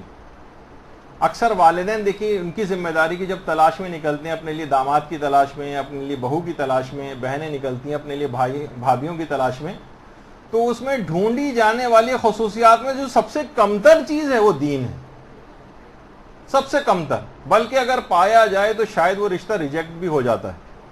بہت سی جگہوں پہ یہ دیکھا کہ اچھا دیندار ہے، نہیں بھائی یہاں پر شادی نہیں کریں گے۔ یعنی خود میرا اپنا ناقص تجربہ، جسے کوئی تجربہ بھی نہیں کہا جا سکتا، لیکن میں نے جتنا بھی کچھ دیکھا ہے، میں نے یقین کیجئے بے نمازی ہونے کی وجہ سے کسی کی طلاق نہیں دیکھی، نمازی کی طلاق دیکھی، نماز جس میں نماز کو بیس بنایا گیا ہو۔ نماز جماعت میں جانے کی وجہ سے میں نے ایک طلاق دیکھی کہ نماز جماعت کے لیے ہر دفعہ مسجد، حالانکہ 3 اوقات دن میں مثلا وہ جاتا تھا، اس وجہ سے طلاق ہو گئی۔ تو اچھا پھر اس کے بعد جب ان خصوصیت نہیں دیکھی جاتی تو پھر جو بہو آتی ہے اور اس کے بعد ساس و نندوں کا جو حشر کرتی ہے، ظاہر ہے وہ جن خصوصیات کو دیکھ کے لاتی ہیں۔ یعنی خود اس مدرسے میں پڑھنے والی بہت سی ایسی خواتین جن کی پوری بہنیں دیندار تھیں، اس مدرسے میں پڑھتی تھیں، جب اپنے بھائی کے لیے تلاش کرنے نکلیں تو کسی خصوصیت کو نہیں دیکھا، صرف وہی بظاہر خوبصورتی اور اچھا خاندان یا مال و دولت کو دیکھا، اس کے بعد اسی نے آ کر ان کا جو تگنی کا ناچ اس کے بعد نچایا اس نے، تو وہ اس سے نتیجہ جو ہے وہ سامنے آ گیا۔ دیکھیے یہ ایسی چیز ہے کہ شادی کے دن ہی کہا جاتا ہے کہ دولہا اور دلہن جو ایک دوسرے کا ہاتھ پکڑتے ہیں، تو کہا جاتا ہے کہ اصل میں یہ اس کی ابتدا ہو رہی ہوتی ہے اس فارمیلٹی کی طرح سے، جس طرح 2 باکسرز جب رنگ میں جاتے ہیں تو ایک دوسرے کو ہاتھ ملاتے ہیں، کیونکہ تربیت یافتہ نہیں، اس کے بعد تو انہوں نے دنگل بنانا ہے گھر کو۔ تو جو ابھی تربیت اولاد کی پہلی سیڑھی تھی صحیح جگہ پر شادی ہونا، لیکن شادی کو خود بڑا خوفناک آج کل بنا دیا گیا اور بڑے لطیفے بھی بنا دیے گئے کہ جناب ایک شادی فقط ایک ورڈ نہیں ہے، یہ سینٹنس ہے، لیکن ہے لائف سینٹنس، عمر قید۔ شادی کو کہا جاتا ہے کہ جناب شادی جو ہے ایک ورکشاپ کی طرح سے، جس میں مرد جو ہے ورک کرتا ہے اور عورت شاپ کرتی ہے۔ یا کہا جاتا ہے کہ شادی کرنا کوئی بھی مسئلہ نہیں، شادی ایسی ہے جیسے پارک میں گھومنا کے، لیکن کون سا پارک؟ Jurassic park. تو بہت سارے دیکھیے لوگ اس طرح سے یہ والا کانسیپٹ تاکہ انسان ہیبت ناک ہو جائے، پریشان ہو جائے کہ گویا شادی وہ کرنے جا رہا ہے تو بہت ہی کوئی خوفناک چیز اس کے ساتھ پیش آنے والی۔ دیکھیے علماء ایک بات اور کہتے ہیں کہ دیکھیے شادی کی عمر میں جلدی کرنی چاہیے، انتخاب میں دیر کرنی چاہیے۔ دیکھیے بڑا عجیب و غریب جملہ ہے، اس پہ بہت غور کرنے کی ضرورت ہے۔ شادی کی عمر میں جلدی کریں، یعنی جلدی ارلی ایجز میں جو ہے بچوں نوجوانوں کی شادیاں ہو جائیں، لیکن انتخاب میں دیر کرنی چاہیے۔ ذرا ٹھوک بجا کے دیکھنا چاہیے، اپنے دینی معیارات کو دیکھنا چاہیے، اور شادی کے اعتبار سے یعنی جس کے لیے انگوٹھی پہننے جا رہے ہیں کچھ پتہ تو ہو، کوشچن مارک وہاں پر ہونا چاہیے، کس سے شادی کرنے جا رہے ہیں، آپ کی پرائیورٹیز کیا ہیں۔ اگر عام شہری بنانے والی پرائیورٹی ہے اولاد کو تو ٹھیک ہے، پھر تو آپ جس طریقے سے ہو رہی ہیں اس طرح سے، لیکن اگر کوئی سعادت ابدی حاصل کرنی ہے، جنت حاصل کرنی ہے، دوزخ سے اپنے آپ کو بچانا ہے، تو کچھ معیارات ہیں۔ لڑکوں کے اعتبار سے دیکھیے دینی معیارات میں کم سے کم یہ ہونا چاہیے کہ کم سے کم اسے نمازی ہونا چاہیے، روزے دار ہو، نمازی ہو۔ یعنی میرا ذاتی مشورہ یہ کہ عادت و مزاج سے واقفیت دیکھیے ضروری۔ مردوں کے اعتبار سے اس بات کی تحقیق ضرور کر لینی چاہیے، ورنہ بعد میں نتائج بہت خراب نکلتے ہیں۔ کم سے کم یہ نمازی کے بعد یہ کہ اسے غسیلہ نہیں ہونا چاہیے۔ لیکن اگر کوئی شخص بہت غسیلہ ہے، اینگری ینگ مین، تو ایسے لوگوں کے ساتھ بہت پرابلمس ہوتی ہیں۔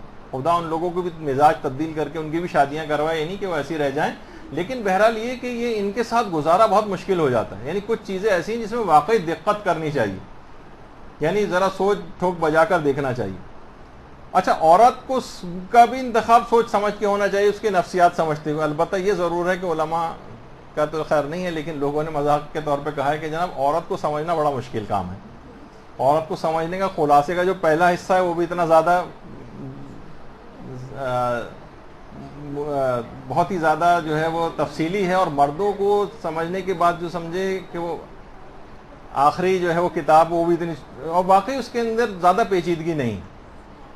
البتہ یہ ہے کہ اگر غلط عورت کا مثلا انتخاب کر کے لے آئے تو اکثر ہم نے یہ دیکھا ہے کہ اچھا ایک بات اس کے اندر اور بھی کہہ دی جائے کہ بہت سے لوگ کہتے ہیں کہ غلط عورت کا انتخاب کر کے بھی آ جائے تو اکثر بہت بے دین افراد بھی دیندار ہو جاتے ہیں۔ ایک صاحب کہہ رہے تھے کہ بیگم میں تمہاری وجہ سے میرا عقیدہ ٹھیک ہو گیا ہے۔ وہ بھی بڑی حیران ہوئی، کہنے وہ کیسے؟ کہنے کہ اس وجہ سے کہ تم سے شادی سے پہلے میں جہنم پہ یقین نہیں رکھتا تھا، تو یہ گھروں کے اندر دیکھیے سب کچھ ہو رہا ہے. تو اگر شوہر و بیوی میں سے ایک بھی بے تربیت اور خراب نکل گیا تو وہ دوسرے کی گئی تربیت کو بالکل زیرو کر دیتا ہے, نلیفائی کر دیتا ہے, نیوٹرلائز کر دیتا ہے. یعنی آپ بچے کو بنانا چاہتے ہیں نمازی, اور باپ جو ہے وہ نمازیں پڑھتا ہی نہیں اور اکثر قضا کرتا ہے. بچے کو بنانا چاہ رہے ہیں روزے دار, اور رمضان میں باپ کو کھاتے پیتے دیکھتا ہے. آپ مثلا اس کو بچانا چاہتے ہیں گانوں سے, اور باپ ریموٹ لے کر بیٹھ جاتا ہے, یا نانا دادا ریموٹ لے کے بیٹھ جاتے ہیں اور وہ بیٹھ کے جو ہے گانے اور موسیقی اس کے اوپر سن رہے ہیں بیٹھے ہوئے. تو یہ بچہ جب اس قسم کے تضادات کو دیکھتا ہے تو وہ بہت کنفیوژن کا شکار ہوتا ہے. باپ منع کر رہا ہے, وہ دادا حضور یہ والا کام کر رہے ہیں, ماں یہ کر رہی ہے, باپ اس کے برخلاف بات کر رہا ہے. تو یہ تضادات کی وجہ سے بچوں کی اچھی تربیت نہیں ہو پاتی.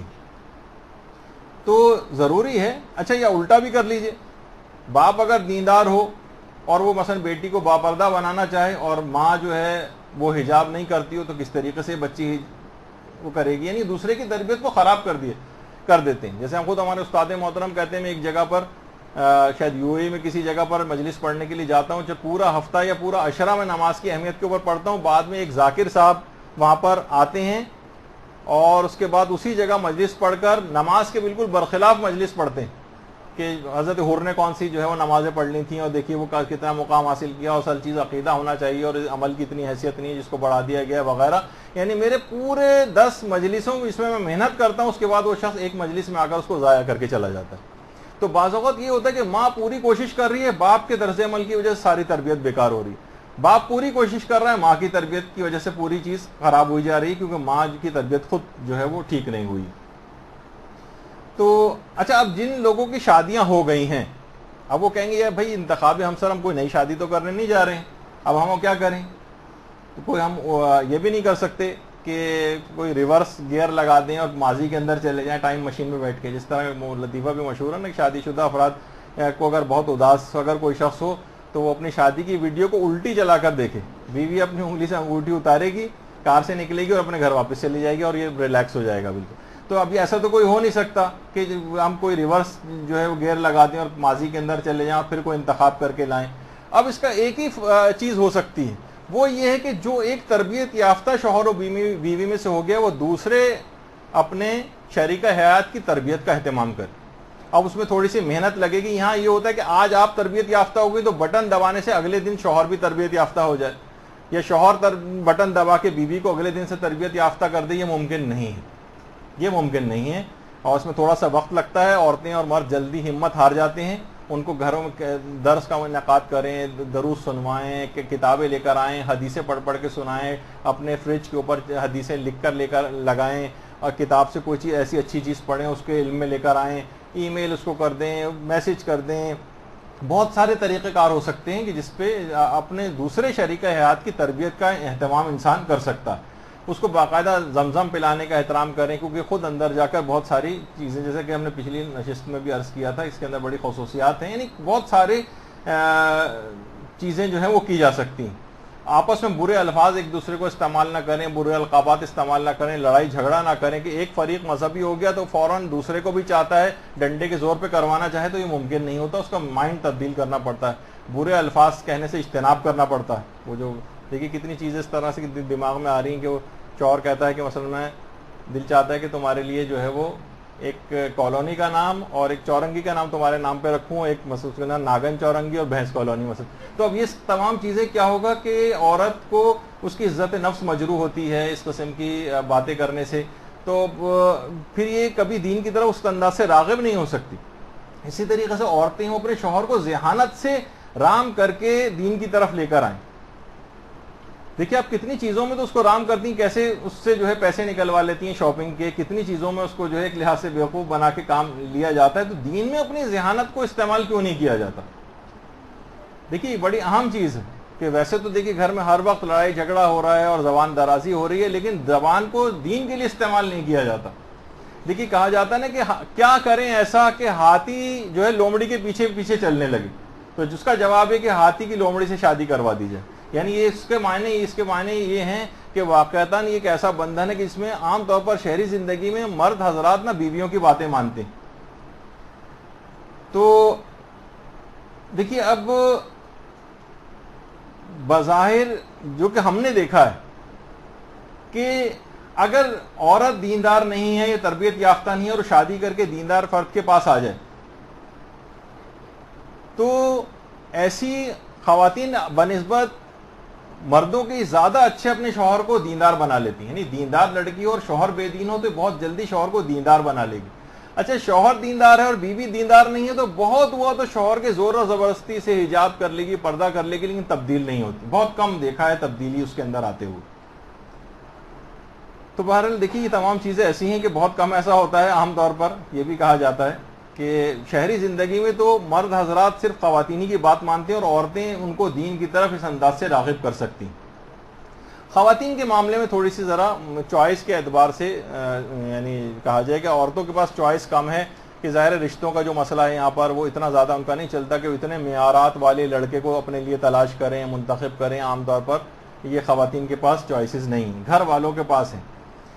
تو لیکن یہ بھی ضرور ہے کہ خواتین کے بھی مائنڈ تقریباً بدل گئے ہیں آج کل, اور دیندار خواتین بھی ہیں وہ بھی یعنی اگر مالدار ہو اور اس کے مقابلے میں ایک دیندار غریب سا نوجوان ہو اس کو پسند نہیں کرتی, اس کا رشتہ خود بھی ریجیکٹ کر دیں گی.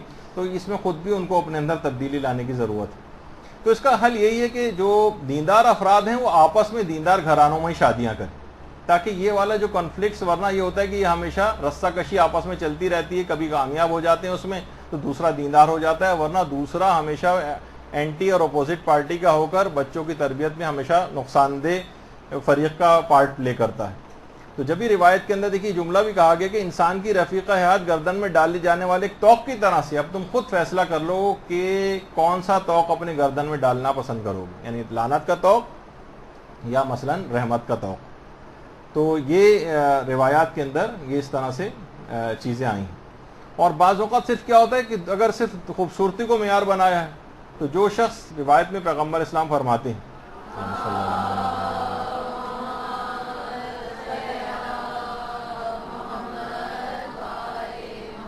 یا مثلا دولت کو معیار بناتے ہیں, ان کے لیے کہا کہ جو شخص ایک عورت کا انتخاب اس کی خوبصورتی کی وجہ سے کرتا ہے وہ کچھ جو چاہتا ہے اس میں نہیں پاتا, اور جو شخص ایک عورت سے فقط اس کی دولت کی خاطر شادی کرتا ہے تو خدا اس کو اس کے حال پر چھوڑ دیتا ہے.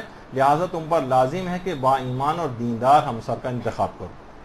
تو دیکھیے اس کے اندر کہیں بھی مال و دولت, خوبصورتی اور دیگر معیارات کو نہیں بتایا جا رہا ہے. یہ اگر ساتھ میں حاصل ہو جائے تو بہت اچھی بات ہے, نہیں حاصل ہو تو کم سے کم کچھ چیزیں اس کے اندر اس طرح سے ضرور رکھنی چاہیے کہ جو بنیادی صفات ہیں وہ کم سے کم اس کے اندر ضرور ہونے چاہیے.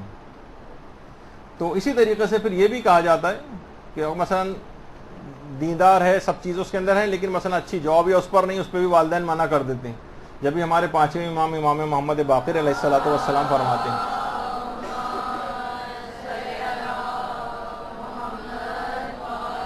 کہ امام فرماتے ہیں اس سے بڑھ کر کوئی اور مصیبت کی بات ہی نہیں ہے کہ کوئی جوان مومن اپنے برادر ایمانی سے اس کی بیٹی کی خواستگاری کرے اور باپ جواب میں یہ کہے کہ تم کیونکہ مالی لحاظ سے میرے ہم پلہ نہیں ہو لہٰذا میں تم سے اپنی بیٹی کی شادی نہیں کروں گا. اس سے بڑھ کر مصیبت کی کوئی بات نہیں. تو جن معیارات کو ہم بنا رہے ہیں اس کی وجہ سے وہ جو ابتدائی پہلی سیڑھی جو تربیت اولاد میں ہے وہی خراب رکھی جاتی ہے, جس کی وجہ سے وہ سانچہ خراب ہو جائے گا, وہ پروڈکٹ کبھی صحیح طور پر نہیں آئے گی. تو یہ بھی روایت میں ہے کہ عورت سے نکاح 3 چیزوں کی خاطر کیا جاتا ہے, یا دین کی خاطر, یا حسن کی خاطر, یا مال کی خاطر. تو تم دیندار عورت کو اختیار کرو, اور یہی چیز مردوں کے حوالے سے بھی جو ہے وہ کہی گئی. اچھا اب دیکھیے بس جلدی اس بات کو ختم کرتے ہیں کہ علماء فرماتے ہیں کہ دیکھیے انتخاب ہمسر جو ہے, جس کو بھی تلاش کیا جا رہا ہے, جس سے مجھ پہ بچوں کی مستقبل کا دار و مدار ہے نسلوں کا, اس میں 2 چیزیں, یا تو کچھ بنیادی صفات ہیں جن پر کوئی کمپرومائز نہیں ہونا چاہیے, اور کچھ صفات کمال ہیں ان پر کمپرومائز ہو سکتا ہے. بنیادی صفات جن پر کوئی کمپرومائز نہیں کرنا چاہیے اس میں مثلا ایک ہے دینداری. مثلا ایک شخص امام حسن کے پاس اپنی بیٹی کی شادی کے سلسلے میں مشورہ کے لیے آیا,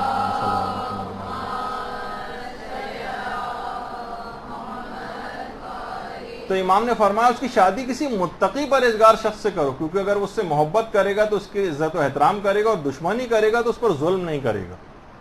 متقی و پرہیزگار شخص سے شادی کرو. تو کچھ بنیادی صفاتیں کم سے کم دیندار ہونا چاہیے, واجبات و حرام کا خیال کرنے والا ہونا چاہیے, مال حرام نہ کمانے والا ہونا چاہیے. تو جو مال حرام جو کما رہا ہوتا ہے, جسموں میں جا رہا ہوتا ہے, بہت کم امکان ہوتا ہے کہ یہ سعادت مند ہو سکے. سخت وسیلہ نہ ہو, جیسے کہ ابھی میں نے کہا بد اخلاق نہ ہو, اس کے ساتھ گزارا بہت مشکل ہو جاتا ہے. اب باقی جو خرابیاں ہیں وہ آپ رفتہ رفتہ اس کی دور کروا سکتی ہیں. اچھا, کچھ صفات کمال ہیں جن پر کمپرومائز اگر ہو جائے تو بہت اچھا ہے, اس پہ کمپرومائز نہ کریں. بے دینی پر, بے نمازی پر, بہت زیادہ غسیلہ, بد اخلاق, مال حرام کمانے والا, اس کے لیے بہت مسئلہ مشکل ہو جائے گا.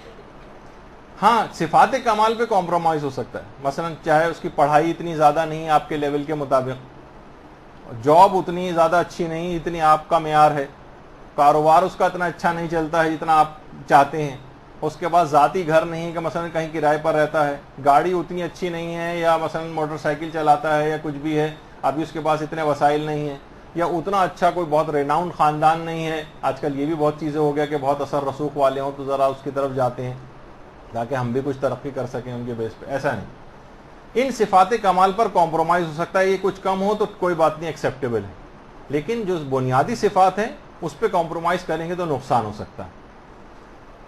اچھا, اب دیکھیے, تربیت اولاد میں بنیادی صفات جو ذکر ہوئی نا, ان کا اثر ہے, صفات کمال کا اتنا اثر نہیں, اس وجہ سے اس پہ کمپرومائز کرنے کو کہا ہے. اچھا, اگر اب کسی, ابھی تو میں نے لڑکے کی بات بتائی, اب لڑکی کا انتخاب کرنا ہے تو کم سے کم اسے باحجاب ہونا چاہیے, اس کو منہ پھٹ, بے باک یا بدتمیز نہیں ہونا چاہیے. تو بہت مشکل ہے کوئی شخص اپنی عادت تبدیل کر سکے بعد میں جو عادت بن چکی ہوتی. یا مثلا حرام فلموں اور گانوں کی بہت زیادہ دل دادا, اس کے لیے چھوڑنا بہت مشکل ہوتا ہے. خدا ان لوگوں کی بھی اصلاح کرے, ان کی شادیاں کروائے, لیکن بہرحال جو عام طور پر صفات کمال پہ کمپرومائز ہو سکتا ہے, لیکن جو بنیادی صفات ہیں ان پہ کمپرومائز نہیں کرنا چاہیے. اگر دونوں مل جائیں تو بہت ہی اچھی بات ہے, اس میں کوئی فرق نہیں. اچھا, آج کل ایک چیز اور ہو گئی جو کہ بڑا علماء بھی اس کو تنقید کے لحاظ سے دیکھ رہے ہیں اور اس کے متعلق بات بیان کر رہے ہیں, جسے لوگ ایک دم سے اس کے اینٹی چلے جاتے ہیں, سوچتے ہیں کہ شاید اس کی بات کے خلاف بات ہو رہی. بھائی, ابھی لڑکی پڑھ رہی ہے, اچھا پڑھ رہی ہے,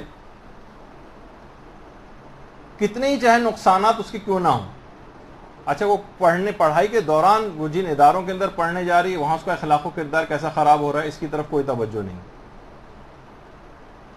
اور پڑھائی کی وجہ سے اس کے رشتے ٹالتے جا رہے ہیں, یہاں تک کہ خود جیسے ہمارے استاد محترم کہتے ہیں پھر یہ نتیجہ آ جاتا ہے کہ جب وہ پڑھ لکھ جاتی ہے تو پھر وہ کہتی ہے کہ میرے برابر کا پڑھائی والا رشتہ ہونا چاہیے, اس میں اور ٹائم لگ جاتا ہے ملنے میں.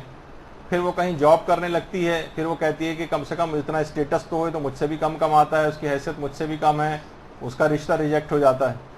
پھر اور عمر اس کی آگے نکل جاتی ہے, یہاں تک ایک نئی کھیپ لڑکیوں کی, کم عمر لڑکیوں کی معاشرے میں آ جاتی ہے. تو اس بڑی عمر والی کا انتخاب کے بجائے چھوٹی عمر والی لڑکیوں کی طرف جاتے ہیں لوگ.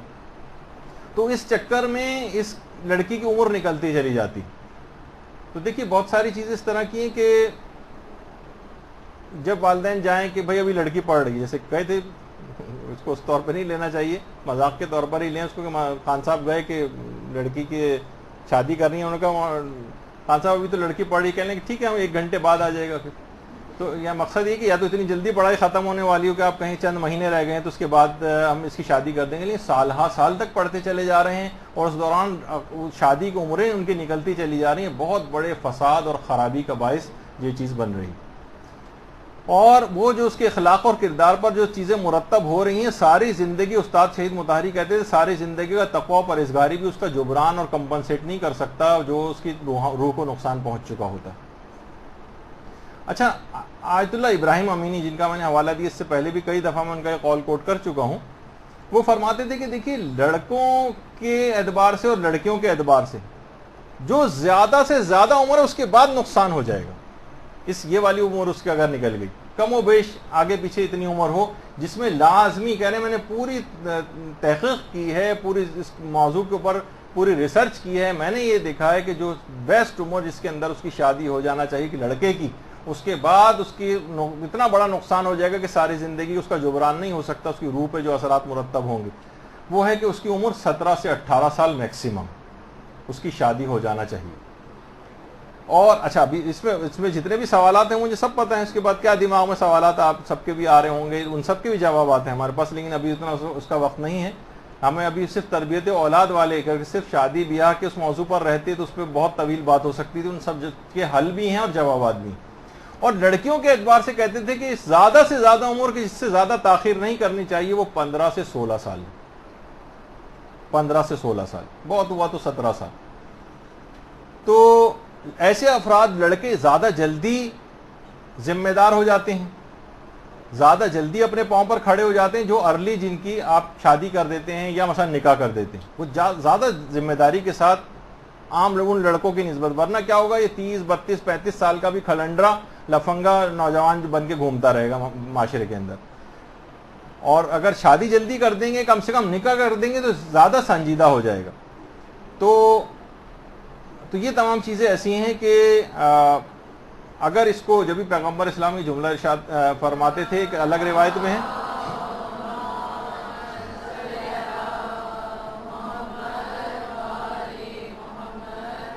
اور امام علی رضا علیہ الصلوۃ والسلام سے بھی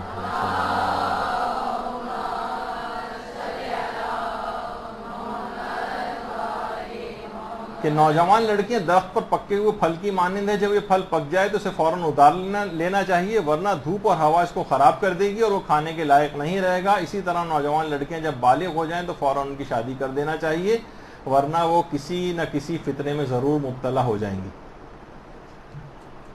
تو جلدی شادی کی عمروں میں والدین کے خود جن کی اولادیں اب جوان ہو گئی، ان کی تربیت اولاد بھی اب جوان ہونے کے بعد یہ کہ وہ جلد شادی ان کی کر دیں. یہ آگے چل کر اس کا پوائنٹ بیان ہوگا جب ہم مرحلے وار گفتگو کرتے ہوئے ان کی جوانی کے دور تک چلے جائیں گے. کیونکہ تربیت اولاد ایک ابتدائی عمر میں ختم ہو جانے والا ٹاپک نہیں ہے. اب نانا دادا بھی انسان بن جاتا ہے، اس کے بعد بھی تربیت کرتے رہنا ہے. اور منفی شہرت والا کوئی خاندان نہ بھی ہو، یہ زیادہ بہتر ہے. جب بھی روایتوں کے اندر بھی یہ چیز آئی ہے کہ کوڑے پر اگے ہوئے سبزے سے بچو، یعنی وہ لڑکی جس کی غلط گھریلو ماحول کے اندر تربیت ہوئی، یعنی غلط تربیت ہوئی ہے غلط ماحول میں، یعنی خوبصورت لڑکی ہے بظاہر اور سب چیزیں، لیکن اس کے گھر کا ماحول بہت خراب ہے. تو کہا کہ کوڑے پر اگے ہوئے سبزے سے بچو. اور ایک روایت میں کہ بچے اپنے ماموں کے مشابہ ہوتے ہیں، یعنی بے تربیت یافتہ اس کے لڑکی کے بہن بھائی وغیرہ اس سے تربیت کر کے لاؤ گے تو اسی طرح کے مشابہ بچے پیدا ہوں گے. تو اچھا اسی وجہ سے نکاح کر دینا علماء کہتے ہیں بہتر ہے کہ اگر ان میں سے ایک بھی غیر تربیت یافتہ ہے تو رخصتی سے پہلے وہ دوسرے جو فریق ہے اس کی تربیت کر سکے. وہ اس دوران کا پیریڈ ذرا رومانٹک ٹائپ کا پیریڈ چل رہا ہوتا ہے تو اس میں فریقین ایک دوسرے کی بات مان لیتے ہیں. اس کے بعد تو پھر لڑائی جھگڑے ہو تو میں نے آپ کو بتا دی کہ وہ باکسنگ رنگ بن جاتا ہے اس کے بعد. اچھا اب ہو گیا انتخاب کے بعد اب آتا ہے کہ جناب یا تو منگنی کی کوئی تقریب ہوتی ہے یا امام ضامن وغیرہ کی کوئی تقریب ہوتی ہے. انتخاب ہمسر سے تربیت اولاد کا پہلا مرحلہ شروع ہوا، جس سے اثر انداز یعنی جیسا انتخاب کر کے لا رہے ہیں بس تربیت اولاد میں اتنی خرابیاں یا اچھائیاں ملیں گی آپ کو. اچھا اس کے بعد جو ہونے والی تقریبات ہیں اس پہ ہم آئندہ گفتگو کرتے ہوئے جائیں گے. آج صرف اس پہ 1-2 منٹ بات کر کے اپنے موضوع کو ختم کرتے ہیں کہ یہ جو تقریب ہے یہ خود اثر انداز ہوتی ہے بعد میں پیدا ہونے والے بچے پر. یہ تقریب، یہ رسومات یہ بچے پر اثر انداز ہوں گے. اس سے پہلے جو بھی مہندی ہوگی، مانجا ہوگا، مائیں ہوگی اور یہ منگنی کی جو تقریب ہوگی، امام ضامن کی جو تقریب ہوگی، تو اس انتخاب کے اندر کچھ غلطیاں اگر کر دی ہیں اس کا الگ خمیازہ بھگتنا پڑے گا اولاد میں. اور اس تقریب کے اندر جو اب شادی ہونے جا رہی ہے اور بچے کی پیدائش کا ایک لحاظ سے سیڑھی کی طرف انسان بڑھ رہا ہے، سیڑھی مرحلہ بہ مرحلہ آگے جا رہا ہے، یہ تمام تقریبات بھی بچے کی تربیت میں اثر انداز ہوں گے. اب اس تقریب میں جتنا گانا بجانا ہوگا، جتنا فسق و فجور ہوگا، جتنا اس میں مکس گیدرنگ ہوگی، جتنا اس میں ڈانس ٹائپ کی چیزیں ہوں گی، جتنا اس کے اندر اسراف کیا جائے گا، جتنا اس میں بے پردگی ہوگی، جتنا اس محفل کو محفل گناہ کبیرہ بنایا جائے گا. شب شادی کو شب گناہ کبیرہ قرار دیا جاتا ہے. آج کل جو ہمارے ہاں جو خاص طور پر جو چیز چل رہی ہے وہ شب گناہ کبیرہ. اور اسی طریقے سے یہ جو تقاریب ہیں یہ ساری گناہ کبیرہ کی تقاریب، اس کے اندر اگر سارے گناہ آپ کیلکولیٹ کرنے بیٹھے تو پورے صفحات بھر جائیں، اتنے گناہ ان تقاریب میں ہوتے ہیں. ان تقاریب کے اندر یہ لڑکا اور لڑکی جن کی شادی ہونے جا رہی ہے خود اس کے اندر پارٹیسپیٹ کرتے ہیں، اس کا ایک حصہ بنتے ہیں، اور اس کے بعد ان سے جو پیدا ہونے والے بچے ان کا سعادت مند ہونا بہت مشکل ہو جاتا ہے. اور صرف یہ منگنی کی رسم کی حد تک صرف باتیں رہتی. اب جب منگنی ہو جاتی ہے تو اب ان کی بات چیت آپس میں شروع ہو جاتی ہے، وہ ایک اور حرام کام ہے. ان کا ملنا ملانا، آپس میں ایک دوسرے کو ہاتھ لگانا، ایک گھومنے کے لیے جانا، رومانٹک گفتگو، یہ سب حرام ہے، کیونکہ یہ سب دونوں بالکل نامحرم ہیں ایک دوسرے کے لیے۔ لوگ اکثر سوال پوچھتے ہیں کہ جناب منگیتر سے بات چیت کرنا، فون پہ چیٹ وغیرہ کرنا کیسا ہے؟ تو ان کو یہی علماء کی طرف سے جواب جو ہے وہ دیا جاتا ہے کہ دیکھیے یہ عام نامحرم سے زیادہ خطرناک ہے منگیتر سے بات کرنا، اس میں تو پھر بھی کچھ حجابات آ جاتے ہیں، یہ تو سوچتے ہیں کہ اب ہماری شادی ہونے والی، بہت سے حجابات ان کے بیچ میں سے ترک ہو جاتے ہیں۔ اور جیسے کہ لوگ کہتے ہیں ہم تو بالکل عام سی باتیں شروع میں کرتے ہیں، آیت اللہ سیستانی فرماتے ہیں اس کی ابتدا حلال سے ہوتی ہے لیکن انتہا حرام پر ہوتی ہے، گناہ میں پڑنے کے شدید امکانات ہوتے ہیں۔